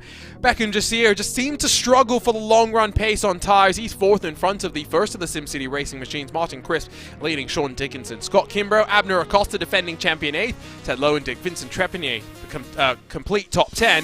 In front of the first Ford for Ethan Bass, Justin Rems, Simon Terrio, Karl Modov, and then Fernando Yaquez, the rest of the top 15. Juan Malagon, Michael Terrafino, Joshua Spears, Patrick Fogel, and then Kevin Simpson complete your top 20, with 21st seeing Alexander Brayton. Uptown Gary Brown makes a debut in the Sprint Series in 22nd, David Mendoza 23rd, Kwok Noah Anderson, Philippe Magnon, Marc-André Deschardins, Dominic Olivier, Corey Hogan, and then Matt Scherf, your top 30. 31st saw Nico Sanidakis in his Lamborghini in front of Will Kofi, Jose Lockwood, and then Keaton Marchesi. Jay Steffi and Miguel Angel Fonseca. Final cars on the lead lap. Audi Mercedes 1 lap down in front of Jeremy Gonsalves, Scott Rister, and Justin Delano, who did say 6 minutes of damage repairs for what he had after the opening lap. Joseph Carnes then 5 laps down with Nicholas Johnston, 42nd, Ryan O'Connor, Nick McLaughlin, Ryan Pucktel, Firas Nasser, Arnaud Genet, Nathan Bartley, Jason Allen, Diego Morales. That's the top 50, and then 3 more cars to talk of. Emmanuel Santos, Andres Espinosa, and last but not least, it's Caven Norris in that Unit SimSport car, classified as 53rd after a monster entry here at Watkins Glen. Once again, we'll head down for some post-race interviews where Joey Tebben is chatting with your race winner, Boris Ovando. Well, Boris Ovando, a shocking finish to that race. First, though, I have to ask you, Vincent Trepanier in the carousel, what happened there from your perspective?